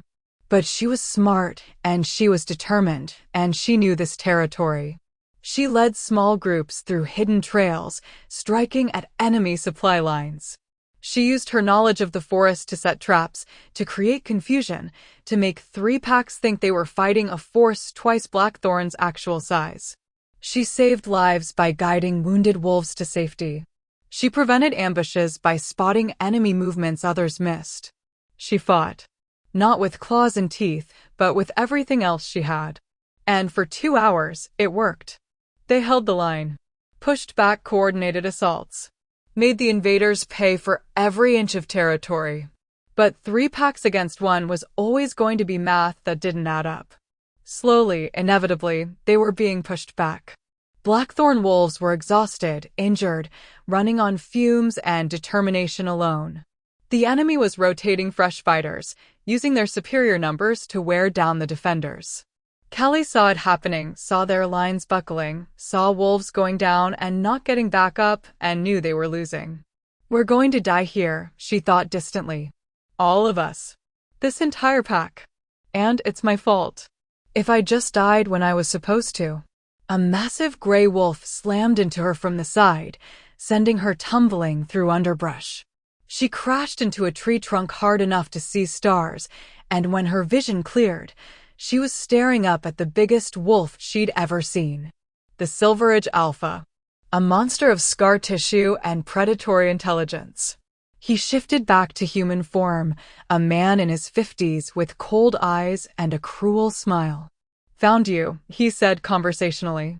The little temple girl who started all this. Our spy told us you'd be here. Told us killing you would break the Blackthorn Alpha completely. His smile widened. Want to test that theory? Callie tried to shift, tried to fight, but her wolf was exhausted beyond function. She was going to die here. In the dirt. Alone. Liam, she thought desperately. I'm sorry. I'm so sorry.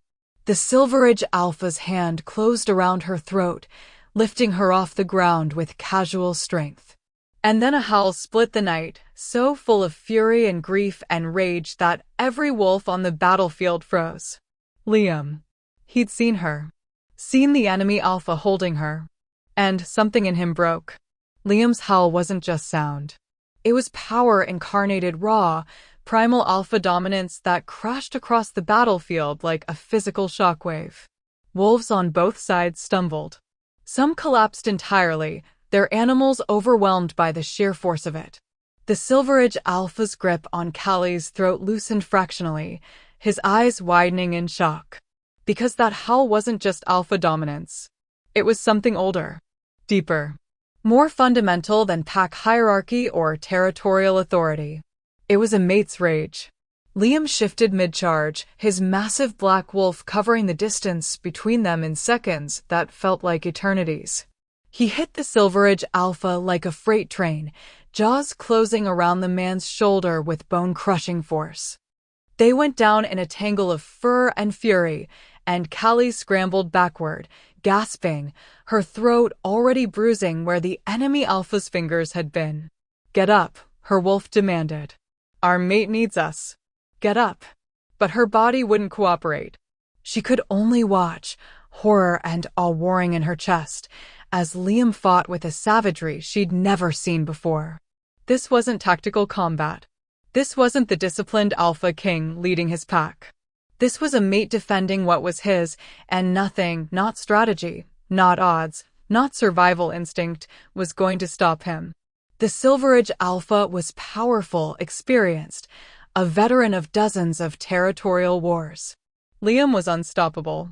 He tore through the enemy Alpha's defenses like they were paper, his jaws finding throat, his claws raking across vulnerable belly, his entire being focused on one singular purpose: destroy the threat to his mate. The Silver Age Alpha tried to retreat, to call for backup, to do anything to escape the whirlwind of black fur and liquid fury. But Liam gave him nothing. No quarter. No mercy. No escape. In less than 2 minutes, it was over. The Silver Age Alpha lay in the dirt, throat torn open, eyes staring sightlessly at the moon. And Liam stood over him, blood dripping from his muzzle, his blue eyes blazing with something feral and possessive as they locked on Callie. "Mine," those eyes said. "My mate. Mine to protect. Mine to keep. Mine." Then he was shifting back, stumbling toward her on human legs, his hands reaching for her face, her shoulders, checking for injuries with frantic urgency. "Callie. Callie. Are you hurt? Can you breathe? Talk to me." "I'm okay," she rasped, her throat aching but functional. "Liam, I'm okay.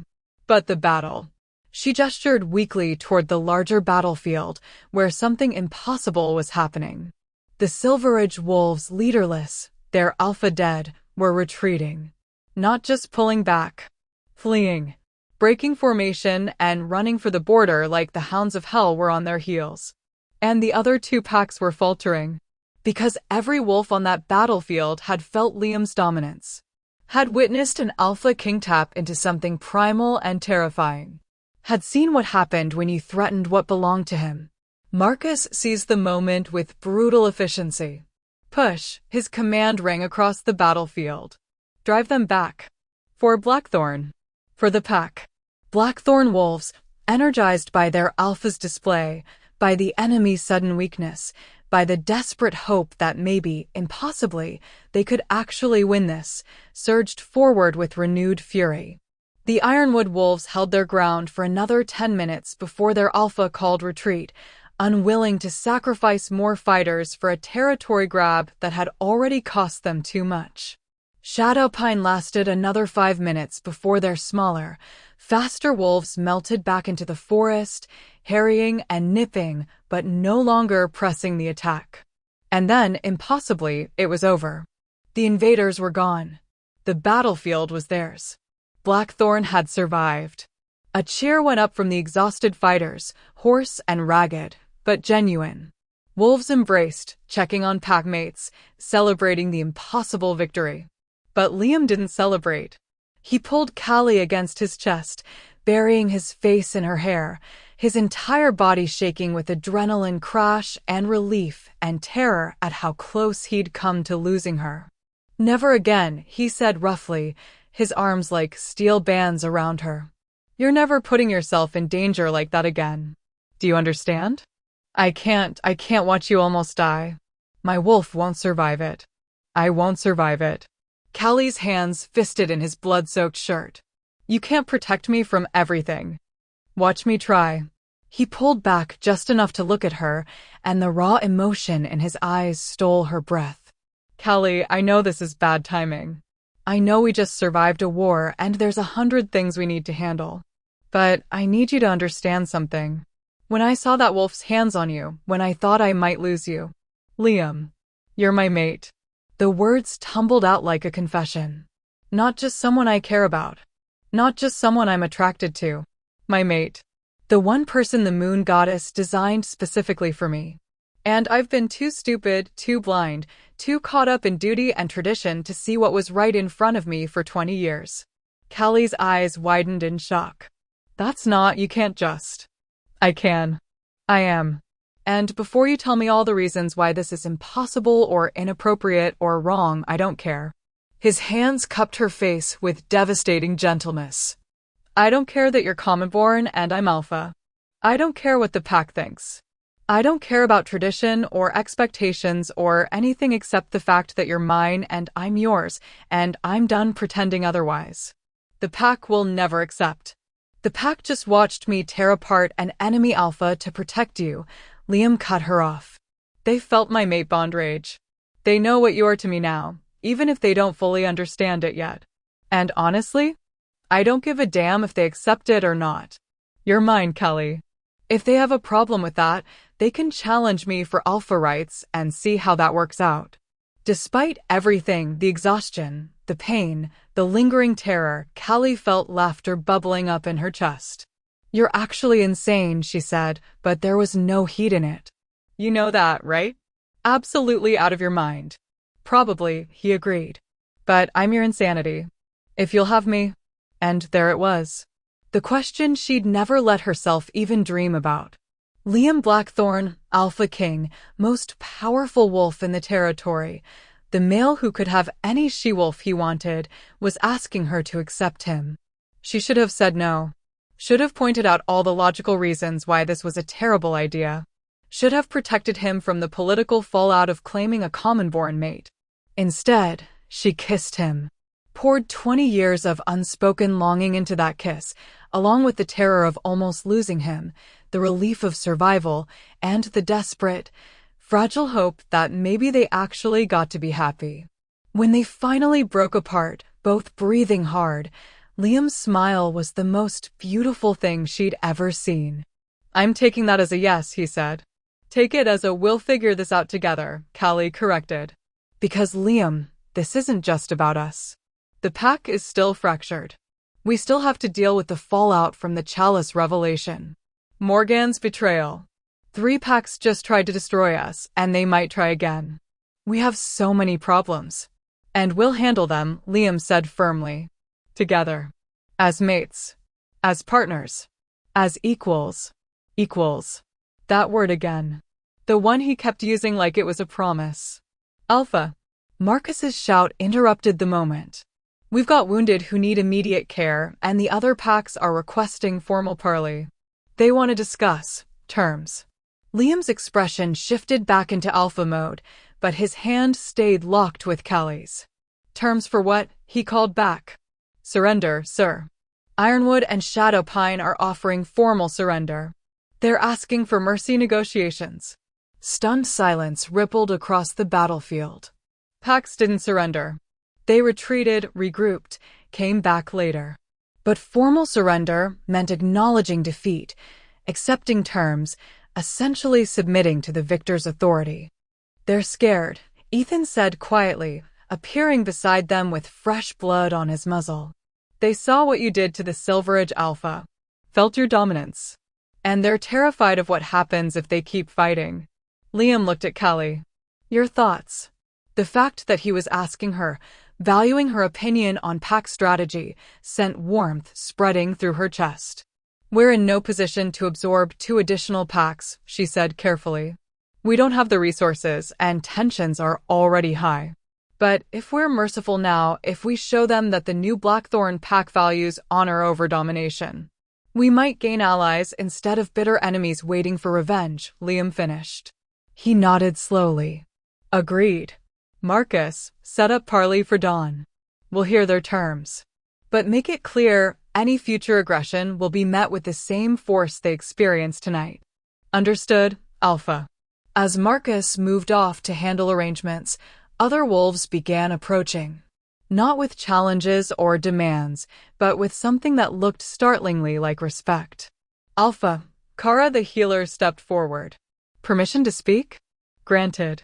What you did tonight, protecting Callie, fighting for the pack, showing us that strength isn't just about stolen power, she paused, her eyes bright with emotion.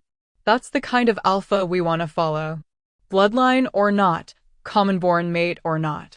You fought for us. All of us. That's what matters. Murmurs of agreement rippled through the assembled wolves.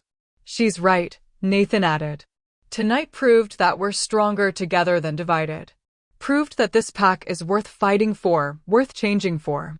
So whatever comes next, new laws, new structures, new traditions, we're with you. Liam's throat worked with emotion. Even with a common-born Luna? Luna.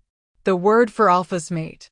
The female who stood beside the pack leader as an equal partner. The title Callie had never imagined could apply to her. Especially with her, Theo said, stepping forward with Mia at his side. She's braver than any of us. Smarter. Kinder. If that's not Luna material, I don't know what is. More voices joined in, common wolves and bloodline families, young and old, all of them acknowledging what Callie had tried so hard to hide.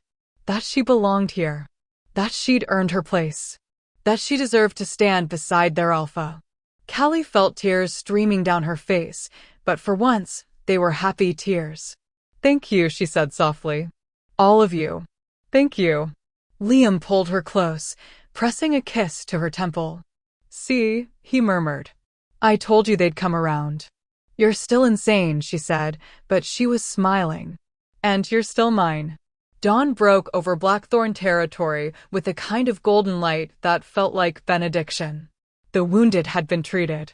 The dead 17 Blackthorn wolves who'd given their lives defending their home had been honored. The battlefield had been cleared and preparations for the parley were underway. Callie stood at the eastern border with Liam, watching as representatives from Ironwood and Shadowpine approached under white flags of truce. Nervous? Liam asked quietly. Terrified, she admitted. I've never done anything like this before. Neither have I. Not as a mated alpha. His fingers squeezed hers. But we'll figure it out. Together. Together.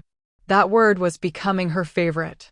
The Ironwood Alpha was a woman in her 40s named Olivia, scarred, stern, but with intelligent eyes that assessed Liam with grudging respect. Alpha Blackthorn, she said formally. We come to discuss terms of our miscalculation last night. You mean your unprovoked invasion of my territory, Liam corrected mildly. Let's call it what it was. Olivia's joy tightened. Yes. That? We acted on information that proved inaccurate. We were told Blackthorn was fractured, leaderless, ripe for claiming. Clearly, we were mistaken. Who told you? Callie asked before she could stop herself. Olivia's eyes flicked to her, surprise registering. The mate speaks? The mate has a name, Liam said coldly. And she asked you a question. Answer it. After a tense moment, Olivia nodded. We received anonymous communication 3 days ago. Detailed intelligence about the Chalice destruction, pack instability, internal conflict. It was persuasive. And we needed the territory. Our pack has been growing, and Blackthorn borders are rich in resources. Morgan, Callie breathed. She didn't just want me dead. She wanted the entire pack destroyed if the truth came out. A backup plan to ensure the old ways could never be challenged. The realization settled over them like ice water. Morgan hadn't just been trying to preserve tradition. She'd been willing to orchestrate the complete annihilation of the pack. She claimed to serve rather than allow change. Well, Liam said after a long moment. She failed. The pack survived. The truth is out. And now we rebuild. He focused on Olivia. Here are my terms. You withdraw all claims to Blackthorn territory. You acknowledge our sovereignty. And in exchange, I won't demand blood price for the wolves you killed last night. Generous, Olivia said carefully. Almost too generous. What's the catch? No catch. Just a condition. Liam's expression was serious. 6 months from now, I'm hosting a summit. Every pack in the region. We're going to discuss new frameworks for interpack relations. New laws. New ways of handling disputes that don't involve throwing our wolves at each other until one side breaks. You'll attend. Both of you.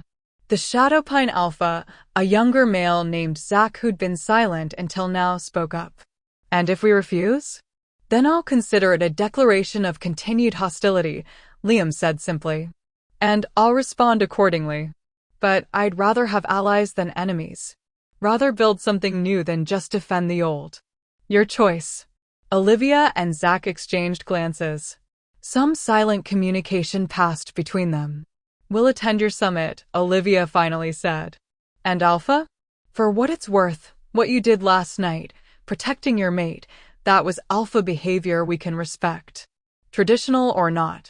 After they departed, Callie turned to Liam with wide eyes. A summit, she said. You're really going to try to change how all the packs interact? We're going to try, he corrected. You and me. Partners in this insanity. I'm a temple attendant, Liam. I don't know anything about interpack politics or... You know about justice, he cut her off gently. About courage. About standing up for what's right even when it costs everything. That's exactly what we need. Callie looked out at the territory she'd called home for 20 years. At the pack that had saved her, that she'd tried to save in return, that had somehow survived the impossible. Okay, she said softly. Let's build something new. Liam's smile was brilliant as sunrise. Together. Together. And when he kissed her there at the border, with dawn breaking over hard-won peace and the promise of change hanging in the air like morning mist, Callie finally let herself believe that she deserved this. That they could actually pull this off. That maybe, impossibly, this broken pack could heal into something stronger than it had ever been. Together. Yes! They survived. They're mates. Everything is perfect, right? Right? Drop a comment and tell me what you think happens next, because we still have 2 more parts and I promise you this story isn't over yet. Subscribe so you don't miss the ending. 3 days after the battle, Morgan requested an audience with the Alpha. The request came through official channels, a formal petition delivered by guards, written in the Elder's precise handwriting. She wasn't demanding, wasn't bargaining, just asking for a conversation before her trial began. Liam stood in his office, the petition in his hands, his expression unreadable. It could be a trap, Marcus said from his position by the door. Some last attempt to manipulate the situation. She's in a silver-lined cell under constant guard, Ethan countered. What could she possibly do? She orchestrated an invasion with 3 packs using nothing but anonymous letters, Callie said quietly from where she sat reviewing trial documents. Never underestimate what she's capable of with just words. Liam looked at her, and something passed between them, that silent communication that had been growing stronger since they'd acknowledged the mate bond. You think I should hear her out? He asked. I think she won't go to trial quietly, Callie said. She'll have something planned. Some final card to play. Better to face it on our terms than have it surprise us in front of the entire pack. Liam nodded slowly. Marcus, Ethan, you're with me. Callie is also coming, she finished firmly. She tried to have me killed multiple times. I deserve to face her. For a moment, Liam looked like he wanted to argue. Then his expression softened into something that might have been pride. Together, he said. Together, she agreed. The holding cells beneath the Alpha estate were ancient, carved from living stone, reinforced with silver and mountain ash, designed to hold even the most powerful wolves. Morgan's cell was the most secure, its walls inscribed with runes that suppressed shifting and dampened supernatural strength. She looked smaller somehow, stripped of her elder robes and ceremonial authority. Just an old woman in simple gray clothing, her silver hair loose around her shoulders. But her eyes, those ancient, calculating eyes, were as sharp as ever. Alpha, she said when Liam appeared at the cell door. Thank you for seeing me. You have 5 minutes, Liam said coldly. Speak. Morgan's gaze shifted to Callie, and something that might have been regret flickered across her face. The temple girl. How fitting that you're here too. My name is Callie, she said quietly. And I've been here for 20 years. You could have learned it. I knew your name, child. Morgan sighed, sounding suddenly tired. I knew everything about you. The orphan with no past. The girl who cleaned floors and asked no questions. The perfect invisible servant. She paused. Until you weren't. Why did you do it? Callie demanded, stepping closer to the bars. The chalice, the assassination attempts, the invasion, why? What could possibly be worth destroying your own pack? I wasn't trying to destroy it, Morgan said sharply. I was trying to save it. From idealistic fools who think strength and fairness can coexist. From wolves who'd tear down 3 centuries of careful structure because their feelings are hurt. From change that would make us weak and vulnerable and free. Liam cut her off. You were trying to save us from being free. From choosing our own paths. From questioning whether the old ways actually served us or just served the ruling bloodlines. Morgan's laugh was bitter. Freedom. Such a pretty word. Do you know what freedom gets you, Alpha? Chaos. Conflict. Packs turning on themselves because everyone thinks their opinion matters equally. Democracy is a beautiful dream right up until you realize that most wolves are too stupid, too short-sighted, too selfish to make good decisions. So you made decisions for them, Callie said. Decided that stealing their strength was acceptable. That murdering anyone who discovered the truth was justified. That destroying the pack was preferable to letting it change. Yes. Morgan met her eyes without flinching. Because I've lived 3 times as long as any wolf in this territory. I've watched packs rise and fall. I've seen what happens when authority crumbles and everyone thinks they know best. And I'll tell you what happens, child, the pack dies. Maybe not immediately. Maybe it takes years, decades even. But eventually, the strong stop protecting the weak because there's no incentive. The weak stop respecting the strong because there's no consequence. And when the next real threat comes, another invasion, a natural disaster, a challenge that requires unity, there's nothing left to hold them together. She leaned forward, her ancient eyes blazing with conviction. I kept this pack alive for 70 years.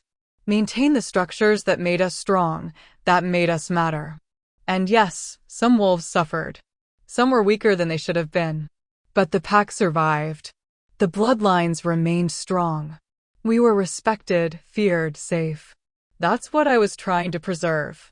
Silence fell in the cell block. Callie felt something twist in her chest because despite everything, despite the assassination attempts and the betrayal, she understood Morgan's logic. Could see how a wolf who'd lived through genuine threats to pack survival might convince herself that any price was acceptable to prevent that. But understanding wasn't the same as agreeing. You're right, Liam said finally, his voice carefully neutral. The old ways made us strong. Made us feared. Made us safe through stolen power and unquestioned authority. Morgan's expression brightened fractionally with hope. But they also made us hollow, Liam continued. They made common wolves believe they were inherently inferior. They made bloodline families think they deserved power they hadn't earned. They created a pack built on lies and theft and the belief that some wolves matter more than others. And Morgan, that's not strength. That's just cruelty with better marketing. The hope in the elder's face died. You're going to destroy everything, she said flatly. Your idealism, your pretty words about equality and justice, they're going to get wolves killed. And when that happens, when the pack fractures and enemies circle and you realize too late that the old ways existed for a reason, I want you to remember this conversation. Remember that I tried to stop it. I'll remember, Liam promised. I'll remember that you were so terrified of change that you'd rather murder your own pack mates than risk being wrong. I'll remember that you valued power over people, tradition over truth, control over compassion. And I'll remember that the pack survived anyway. Not because of your manipulations, but despite them. He turned to leave, then paused. Your trial begins tomorrow. The pack will decide your fate, all of them, not just the bloodline families or the elders. Every adult wolf gets a voice. That's how the new Blackthorn works. We face problems together, and we solve them together. His smile was cold. Democracy in action. Try not to hate it too much. Wait. Morgan's voice cracked. Wait, please. There's something else. Something you need to know. Liam stopped, but didn't turn around. The chalice wasn't the only relic, Morgan said quietly. It was just the most obvious. There are others. Hidden throughout the territory. Objects, places, rituals, all designed to maintain the power structure. And the wolves who know where they are, who benefit from them, they're not going to give up that power without a fight. Callie's blood ran cold. How many? I don't know. Dozens, maybe. The knowledge was passed down through bloodline families, elder to alpha, carefully guarded. Your father knew some of them, Liam. Chose to leave them in place just like he left the chalice in place. Her expression turned calculating. If you want to truly rebuild this pack, you're going to need to find every single one. Destroy them. Face the families who've been benefiting from them for generations. And that fight, that is going to tear this pack apart. Then we'll face it, Callie said before Liam could respond. We'll find every relic, expose every lie, and deal with the fallout. Because that's what you don't understand, Morgan. We're not afraid of hard conversations or difficult truths anymore. We're done hiding from reality because it's uncomfortable. Brave words, Temple Girl.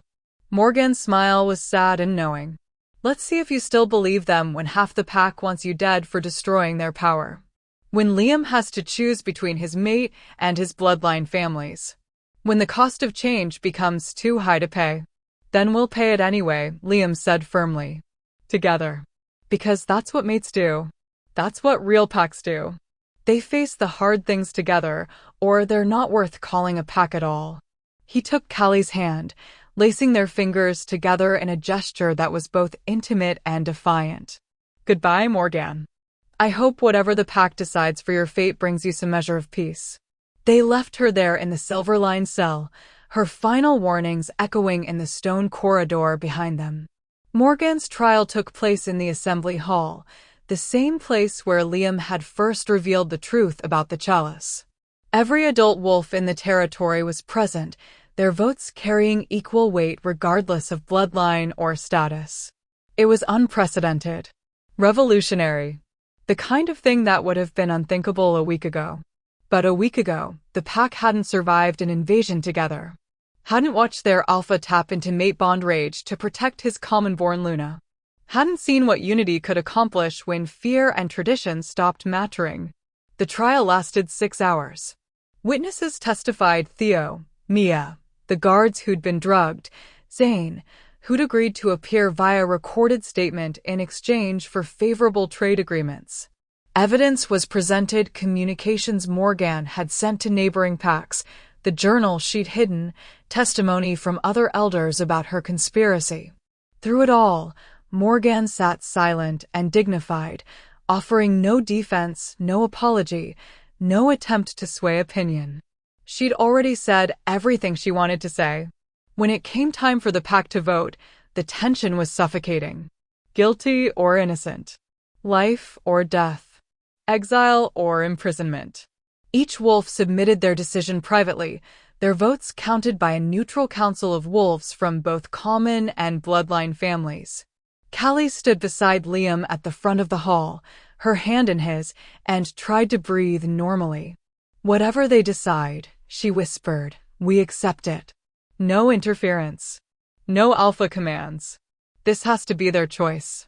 Even if they choose death? Liam asked quietly. Even then.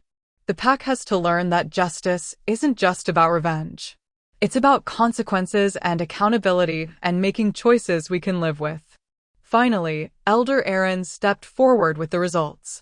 The vote has been counted, he announced, his voice grave. By a margin of 212 to 87, the pack finds Elder Morgan guilty of conspiracy to commit murder, treason against the Alpha, and endangering pack security. Morgan didn't react. Just sat there with her head high, accepting the verdict with the same cold dignity she'd maintained throughout. As for sentencing, Aaron continued, the pack has voted for exile. Morgan is to be stripped of her elder status, her pack bonds severed, and banished from Blackthorn territory permanently. She has until sunset to gather her belongings and leave. Any attempt to return will be met with immediate execution. Exile. Not death. Not imprisonment. But removal from the only home Morgan had known for over a century. In some ways, it was crueler than execution. Morgan stood slowly, her ancient bones protesting. She looked at Liam with an expression that was impossible to read. You've changed them, she said quietly. Made them believe mercy and justice can coexist. I hope you're right, Alpha. I truly do. Because if you're wrong, if this idealism costs Pack lives, that blood will be on your hands forever. I know, Liam said simply. And I'll carry that weight. Just like you carried the weight of 3 centuries of theft. The difference is I'm willing to admit when I'm wrong and change course. You never were. Morgan smiled, small, sad, and strangely respectful. Perhaps, she acknowledged. We'll see. She turned to Kelly.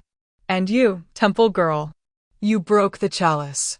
Started this entire cascade. Does it feel like victory? Kelly met the elder's eyes steadily. It feels like responsibility, which is scarier than victory. But at least it's honest. Honest. Morgan tested the word like it was foreign. Yes. I suppose you've made this pack honest. Whether that's enough to keep them alive remains to be seen. Then she turned and walked from the hall, her back straight, her head high, leaving behind 70 years of service and a pack that had chosen to evolve beyond her. The hall erupted in conversation the moment she was gone, wolves discussing, arguing, processing what had just happened. Liam pulled Callie close, pressing a kiss to her temple. One threat down, he murmured. How many more to go? However many it takes, she said. We'll handle them. Together. That night, Liam called a smaller meeting, just the new council, a group of wolves chosen from all segments of the pack to help guide the transition. They met in the Alpha's private conference room, and the diversity of the group would have been unthinkable a week ago.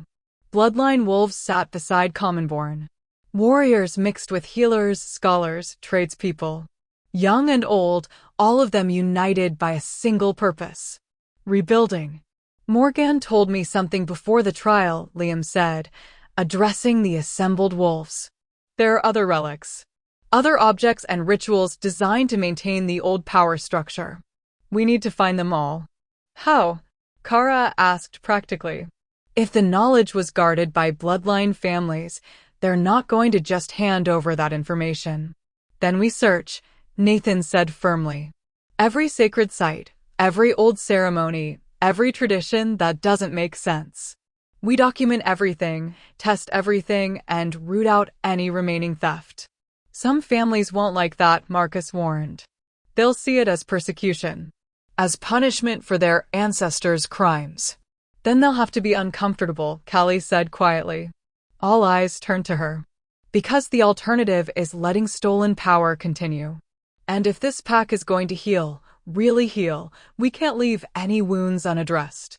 Agreed, said Olivia, not the Ironwood Alpha, but a common-born wolf who'd been elected to the council specifically for her tactical mind. But we need to be smart about this.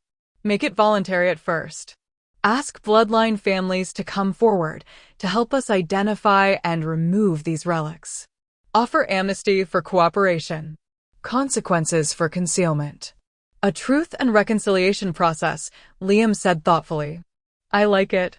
Aaron, can you draft a formal proposal? The elder nodded. By morning.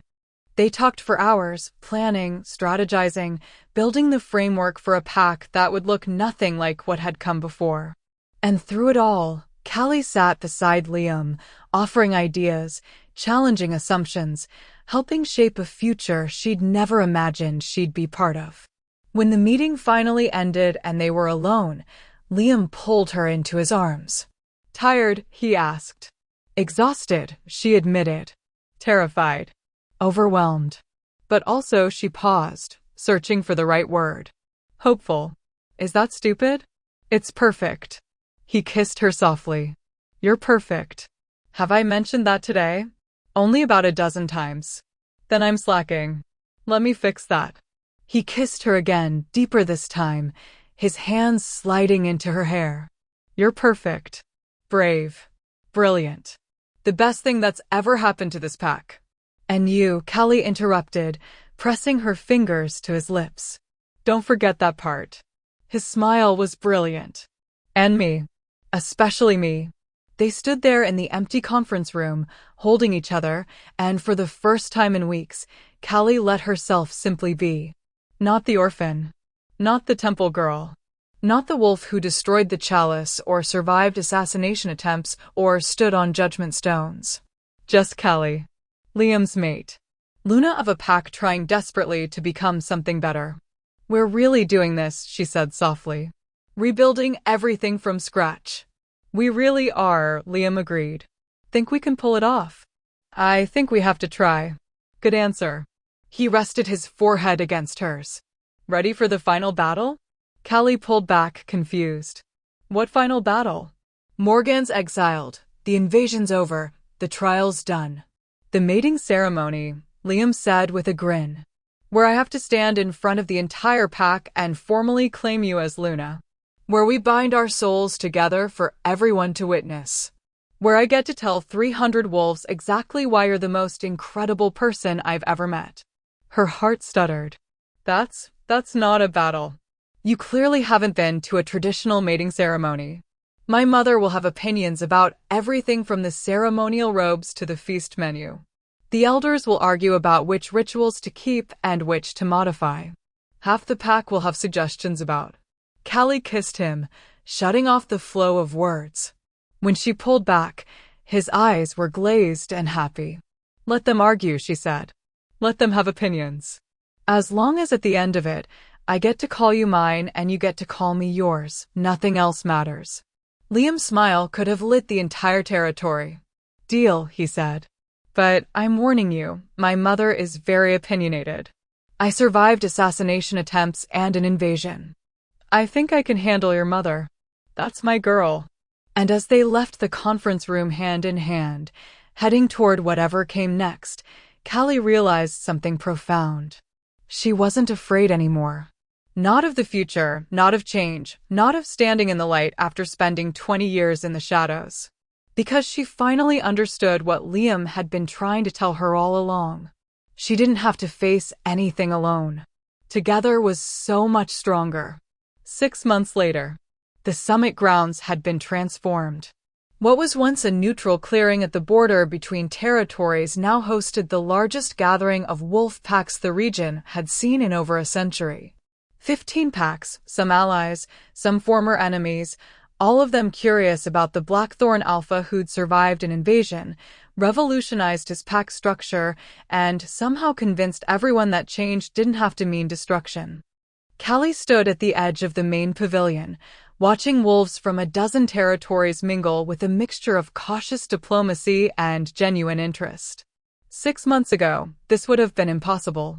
6 months ago, these packs had been at each other's throats, competing for resources and territory with the same brutal logic that had governed inter-pack relations for centuries. Now they were talking. Actually talking. About trade agreements and dispute resolution and shared defense pacts. It was surreal, terrifying, and absolutely incredible. You're doing that thing again. Liam's voice came from behind her, warm with amusement. She turned to find her mate. The words still sent a thrill through her even after 6 months, watching her with those glacier blue eyes that saw entirely too much. What thing? She asked innocently. The thing where you stand off to the side looking like you can't believe any of this is real. He moved closer, his hand finding the small of her back in a gesture that had become second nature. Callie, you organized this summit. You spent 3 months coordinating with 15 different packs, navigating political minefields, and somehow convincing everyone to show up. You're allowed to stand in the center and take credit. I sent some letters and made some calls, she protested. You're the one who. Liam corrected firmly. We did this. Together. As partners. As mates. As Alpha and Luna of a pack that's proving change is possible. He pressed a kiss to her temple. Stop trying to hide in the shadows. You're a Luna now. Hiding isn't part of the job description. Callie smiled despite herself. 6 months of being called Luna, and it still felt like wearing someone else's clothes, beautiful, well-made, but not quite hers yet. Except when Liam said it. When he looked at her like she hung the moon. When the pack, their pack, treated her not as the orphan who'd destroyed a relic, but as the wolf who'd helped rebuild everything stronger. Then it felt like maybe, possibly, she was growing into the role. Alpha Liam. A voice called from across the pavilion. The Riverwood delegation has arrived. They're asking to speak with you about the resource-sharing proposal. I'll be right there. Liam squeezed Callie's hand once before heading off to handle yet another negotiation, leaving Callie alone with her thoughts for approximately 30 seconds before a familiar voice interrupted them. You look like you're going to throw up, Kara said cheerfully, appearing beside her with 2 cups of something that smelled like spice cider. Drink this. It'll help. Callie accepted the cup gratefully. That obvious? Only to someone who's known you for 20 years. Kara's smile was gentle. Callie, you need to stop questioning whether you deserve to be here. The pack voted for the new structure. They accepted you as Luna. They want this. Most of them want this, Callie corrected quietly. There are still wolves who think I destroyed something sacred for no reason. Who believe the old ways were better. Who will come around or leave, Kara said firmly. That's their choice. Just like it was your choice to do the right thing even when it was terrifying. Stop carrying their skepticism like it's your fault. Before Callie could respond, a commotion at the main entrance drew everyone's attention. A delegation was arriving, but not one of the expected packs. These wolves moved with the fluid grace of fighters, their leader a tall woman with silver-streaked dark hair and eyes like molten gold. Callie's breath caught, because she recognized that woman. Had seen her face in dreams and fragmentary memories that lived in the spaces between sleep and waking. Impossible. Callie? Kara's voice seemed to come from very far away. What's wrong? You look like you've seen a ghost. I think I have, Callie whispered. The woman was scanning the crowd with systematic precision, and when her eyes landed on Callie, she froze.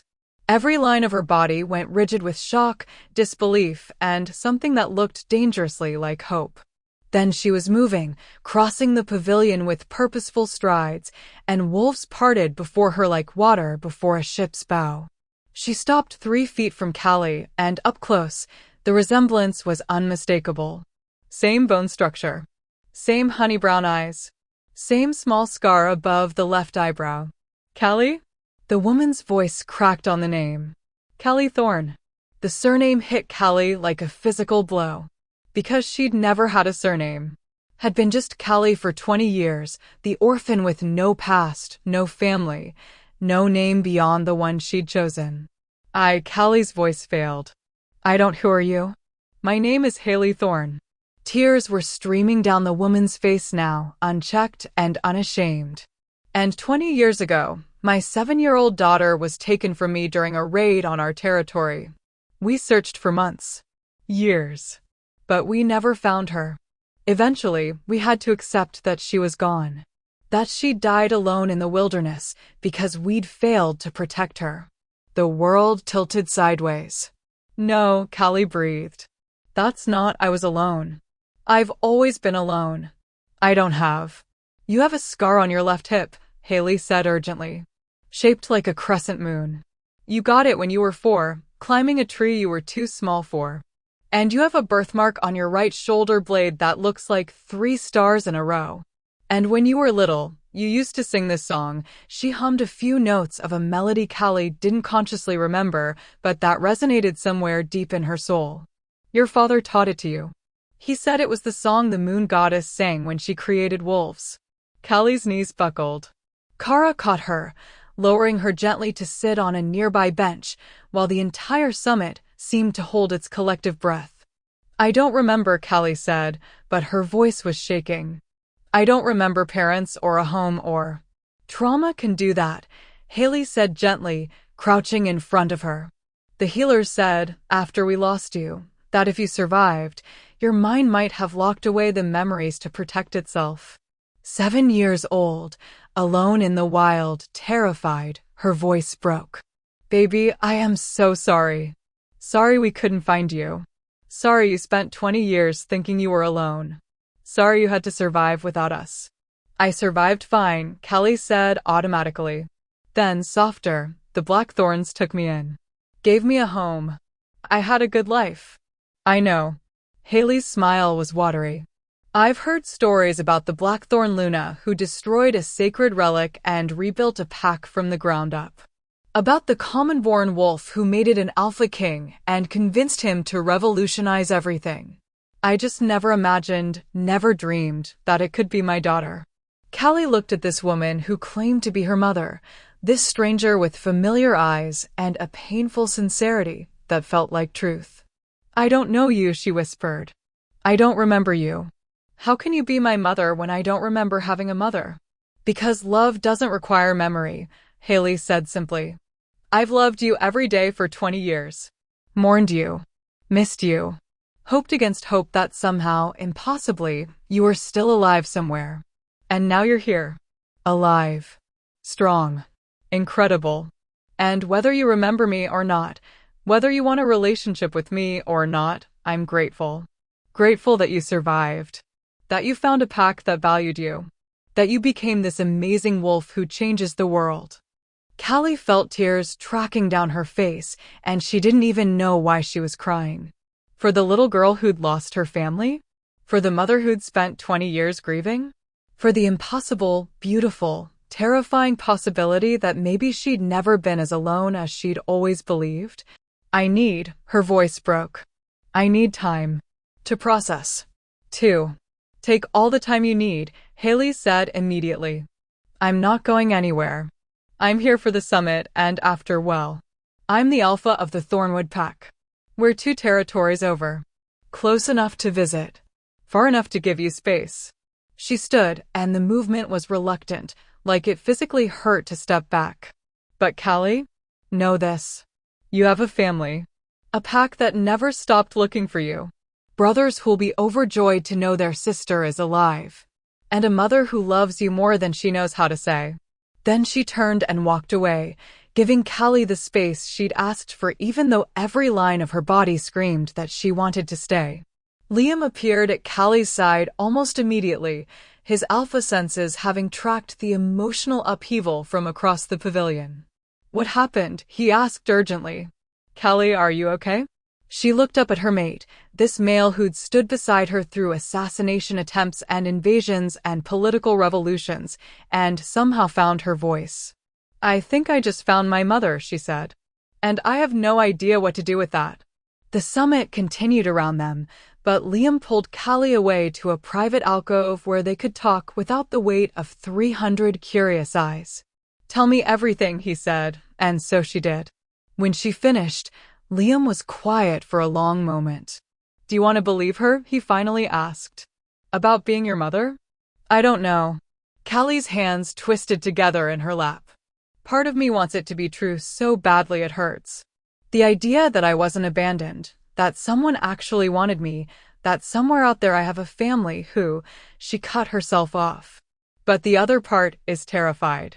Because what if I let myself believe and then find out it's not real? What if she's wrong or lying or... We can verify, Liam said practically. Blood tests. Pack records. Investigation into the raid she mentioned. Within a week, we'll know for certain whether she's telling the truth. Callie nodded slowly. And if she is? If I really am Callie Thorne, daughter of an alpha, lost during a raid 20 years ago, what does that mean? It means you get to decide, Liam said firmly. You're not a child anymore. You're not obligated to rejoin their pack or accept their family or anything else. You get to choose what relationship, if any, you want with them. Even if they're my blood family? Especially if they're your blood family. He pulled her close, and she burrowed into his warmth gratefully. Callie, you spent 20 years building a life here. Building relationships, earning respect, becoming Luna of this pack. That doesn't disappear just because your origin story got more complicated. This is still your home. I'm still your mate. The pack is still your family. Finding your birth family just means you have more people who care about you. Not fewer. The simplicity of it made something loosen in her chest. When did you get so wise? She murmured against his shirt. I have a very smart mate who teaches me things. His lips pressed against the top of her head. So, what do you want to do? Meet with her? Avoid her? I'll support whatever you choose. Callie pulled back to look at him. What would you do if you were me? Honestly, Liam's expression turned thoughtful. I'd be terrified. But I'd also be curious. Because here's this woman who spent 20 years looking for you. Who recognized you instantly. Who looked at you like you were the answer to 20 years of prayers. He paused. That kind of love, that kind of dedication, seems worth at least a conversation. Even if it's scary. Callie took a shaky breath. Okay, I'll talk to her. But not today. Today, I need to focus on the summit and not have an emotional breakdown in front of 15 packs. Fair enough. Liam's smile was gentle. Want me to handle the Riverwood negotiation while you pull yourself together? I'm fine, Callie protested. I can. Callie. His tone was patient but firm. You just found out you have a mother. You're allowed to take an hour to feel things. I promise the summit won't collapse without you. She wanted to argue. Wanted to prove she could compartmentalize, could be the professional Luna who didn't let personal drama interfere with pack business. But the truth was, she felt like she'd been hit by an emotional freight train. Okay, she said softly. An hour. Then I'm back. Take 2, Liam countered. I'll cover for you. He kissed her, sweet and reassuring and grounding, and then headed back to the main pavilion to smooth over whatever diplomatic crisis was developing, leaving Callie alone with the most complicated gift she'd ever received. A family. 2 hours later, Callie found Haley at the edge of the summit grounds, standing alone and staring out at the forest with the kind of stillness that spoke of practiced patience. Luna Callie, Haley said when she approached, her tone carefully formal. I hope I didn't cause problems with. Call me Callie, she interrupted. Just Callie. Please. Haley's expression softened. Callie then. They stood in awkward silence for a moment. Callie had planned what to say, rehearsed a dozen different opening lines, but now that she was actually here, they all felt inadequate. Tell me about the raid, she finally said. The one where I was taken. Haley's face tightened with old pain. You were 7. We were on a routine patrol near the western border. Your father, you, and 3 other warriors. A rogue pack ambushed us. They'd been watching, waiting for an opportunity. They wanted to kidnap the Alpha's daughter, use you as leverage to take our territory. What happened? Your father fought like a demon to protect you. Killed 5 rogues before they brought him down. The other warriors gave their lives buying time for reinforcements to arrive. But by the time we got there, you were gone. Taken into the wild. We tracked you for 3 days before the trail went cold at a river crossing. Her voice broke. We thought the worst. Thought the rogues had killed you and dumped your body where we'd never find it. Callie's chest ached. My father. What was his name? Henry. Henry Thorne. Haley's smile was sad and distant. He would have loved what you've become. A Luna. A revolutionary. Everything he believed in: justice, courage, standing up for what's right even when it's hard. You embody all of it. I don't remember him, Callie whispered. I don't remember any of it. The raid, the rogues, being taken, it's all just blank. I know. Haley's hand reached out, then hesitated, clearly unsure if touch was welcome. And I don't expect you to magically remember because I show up claiming to be your mother. But Callie, whether you remember or not, we're your family. You have 2 younger brothers who've grown up hearing stories about their brave older sister. You have a pack that never stopped hoping. And you have a mother who, her voice cracked, who would very much like the chance to know the incredible woman her daughter became. Callie studied this woman, this stranger with familiar eyes who'd spent 20 years grieving a child who'd actually survived. She should have felt something immediate. Some instant recognition, some cellular-level certainty that this was her mother. Instead, she felt complicated. I need you to understand something, Callie said carefully. I'm not the daughter you lost. That 7-year-old girl, whoever she was, didn't survive those days alone in the wild. I survived. And I'm different. Changed. I don't know if I can be the daughter you remember. I don't want the daughter I remember, Haley said immediately. I want to know the daughter who exists now. The one who breaks unjust systems and mates alpha kings and organizes impossible summits. The one who survived when she should have died and became someone extraordinary. She paused. I'm not asking you to be anyone except who you already are. Something in Callie's chest cracked open. I'm scared, she admitted. Scared to believe. Scared to hope. Scared that if I let myself want this, it'll turn out to be wrong or temporary or... Callie. Haley's hand finally made contact, resting gently on her shoulder. I spent 20 years believing my daughter was dead. Every day was grief. Every milestone, birthdays, ceremonies, watching your brothers grow, was shadowed by your absence. And now you're here. Alive. And I get a second chance I never thought possible. So I'm not going anywhere. Whether you want me in your life immediately or need 5 years to decide, I'm not going anywhere. The certainty in her voice, the absolute, unshakable conviction, made something finally break loose in Callie's chest. She stepped forward, tentative and terrified, and let herself be hugged by this woman who might be her mother.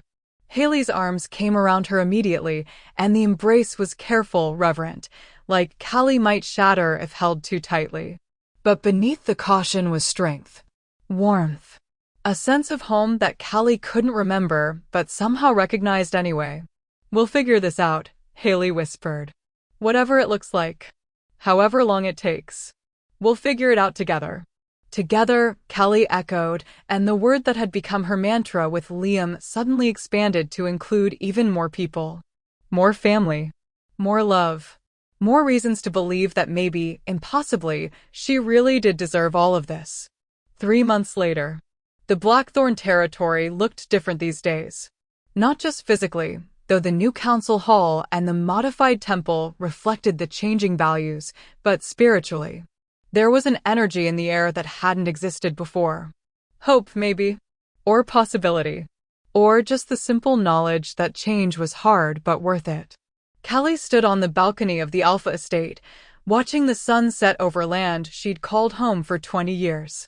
Tomorrow, she'd be traveling to Thornwood territory for her first extended visit. Meeting her brothers, Aaron and Eli, who'd been 3 and 1 when she was taken. Seeing the home she couldn't remember.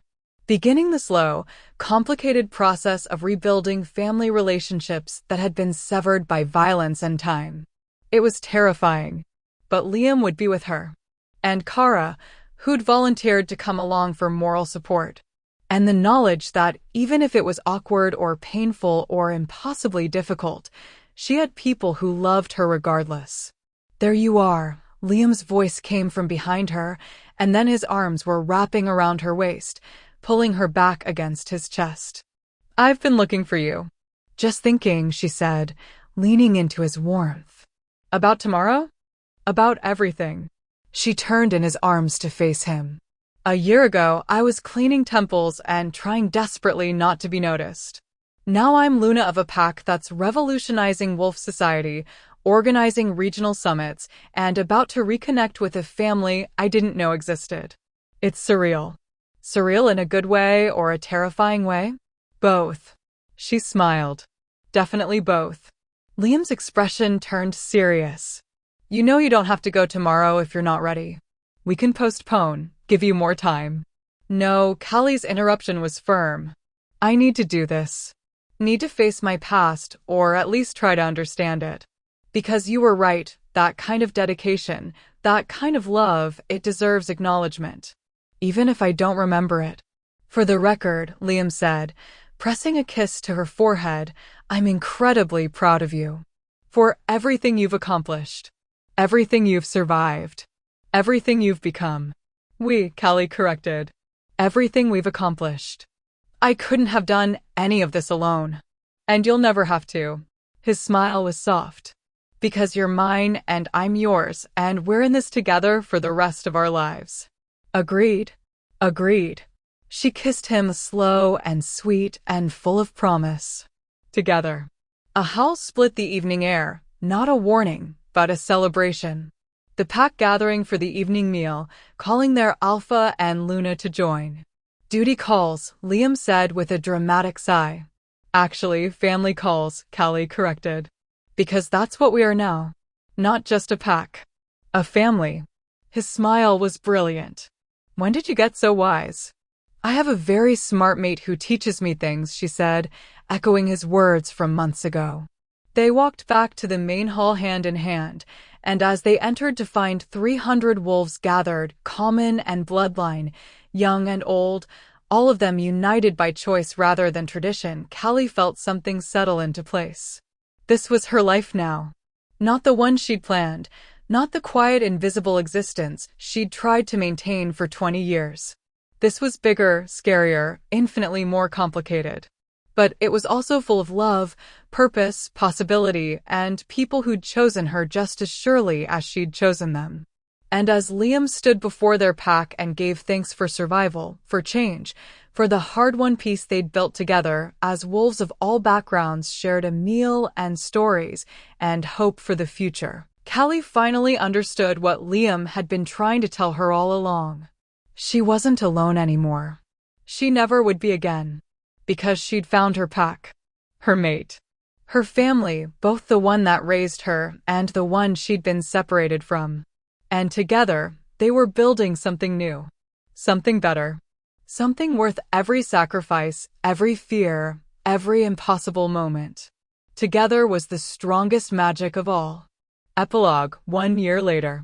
The mating ceremony had been beautiful. Traditional enough to honor the past, modern enough to reflect the present, and deeply personal enough that every wolf in attendance felt the bond between Alpha and Luna like a living thing. Now, a year later, Callie stood in the same assembly hall where she'd once faced execution, but everything had changed.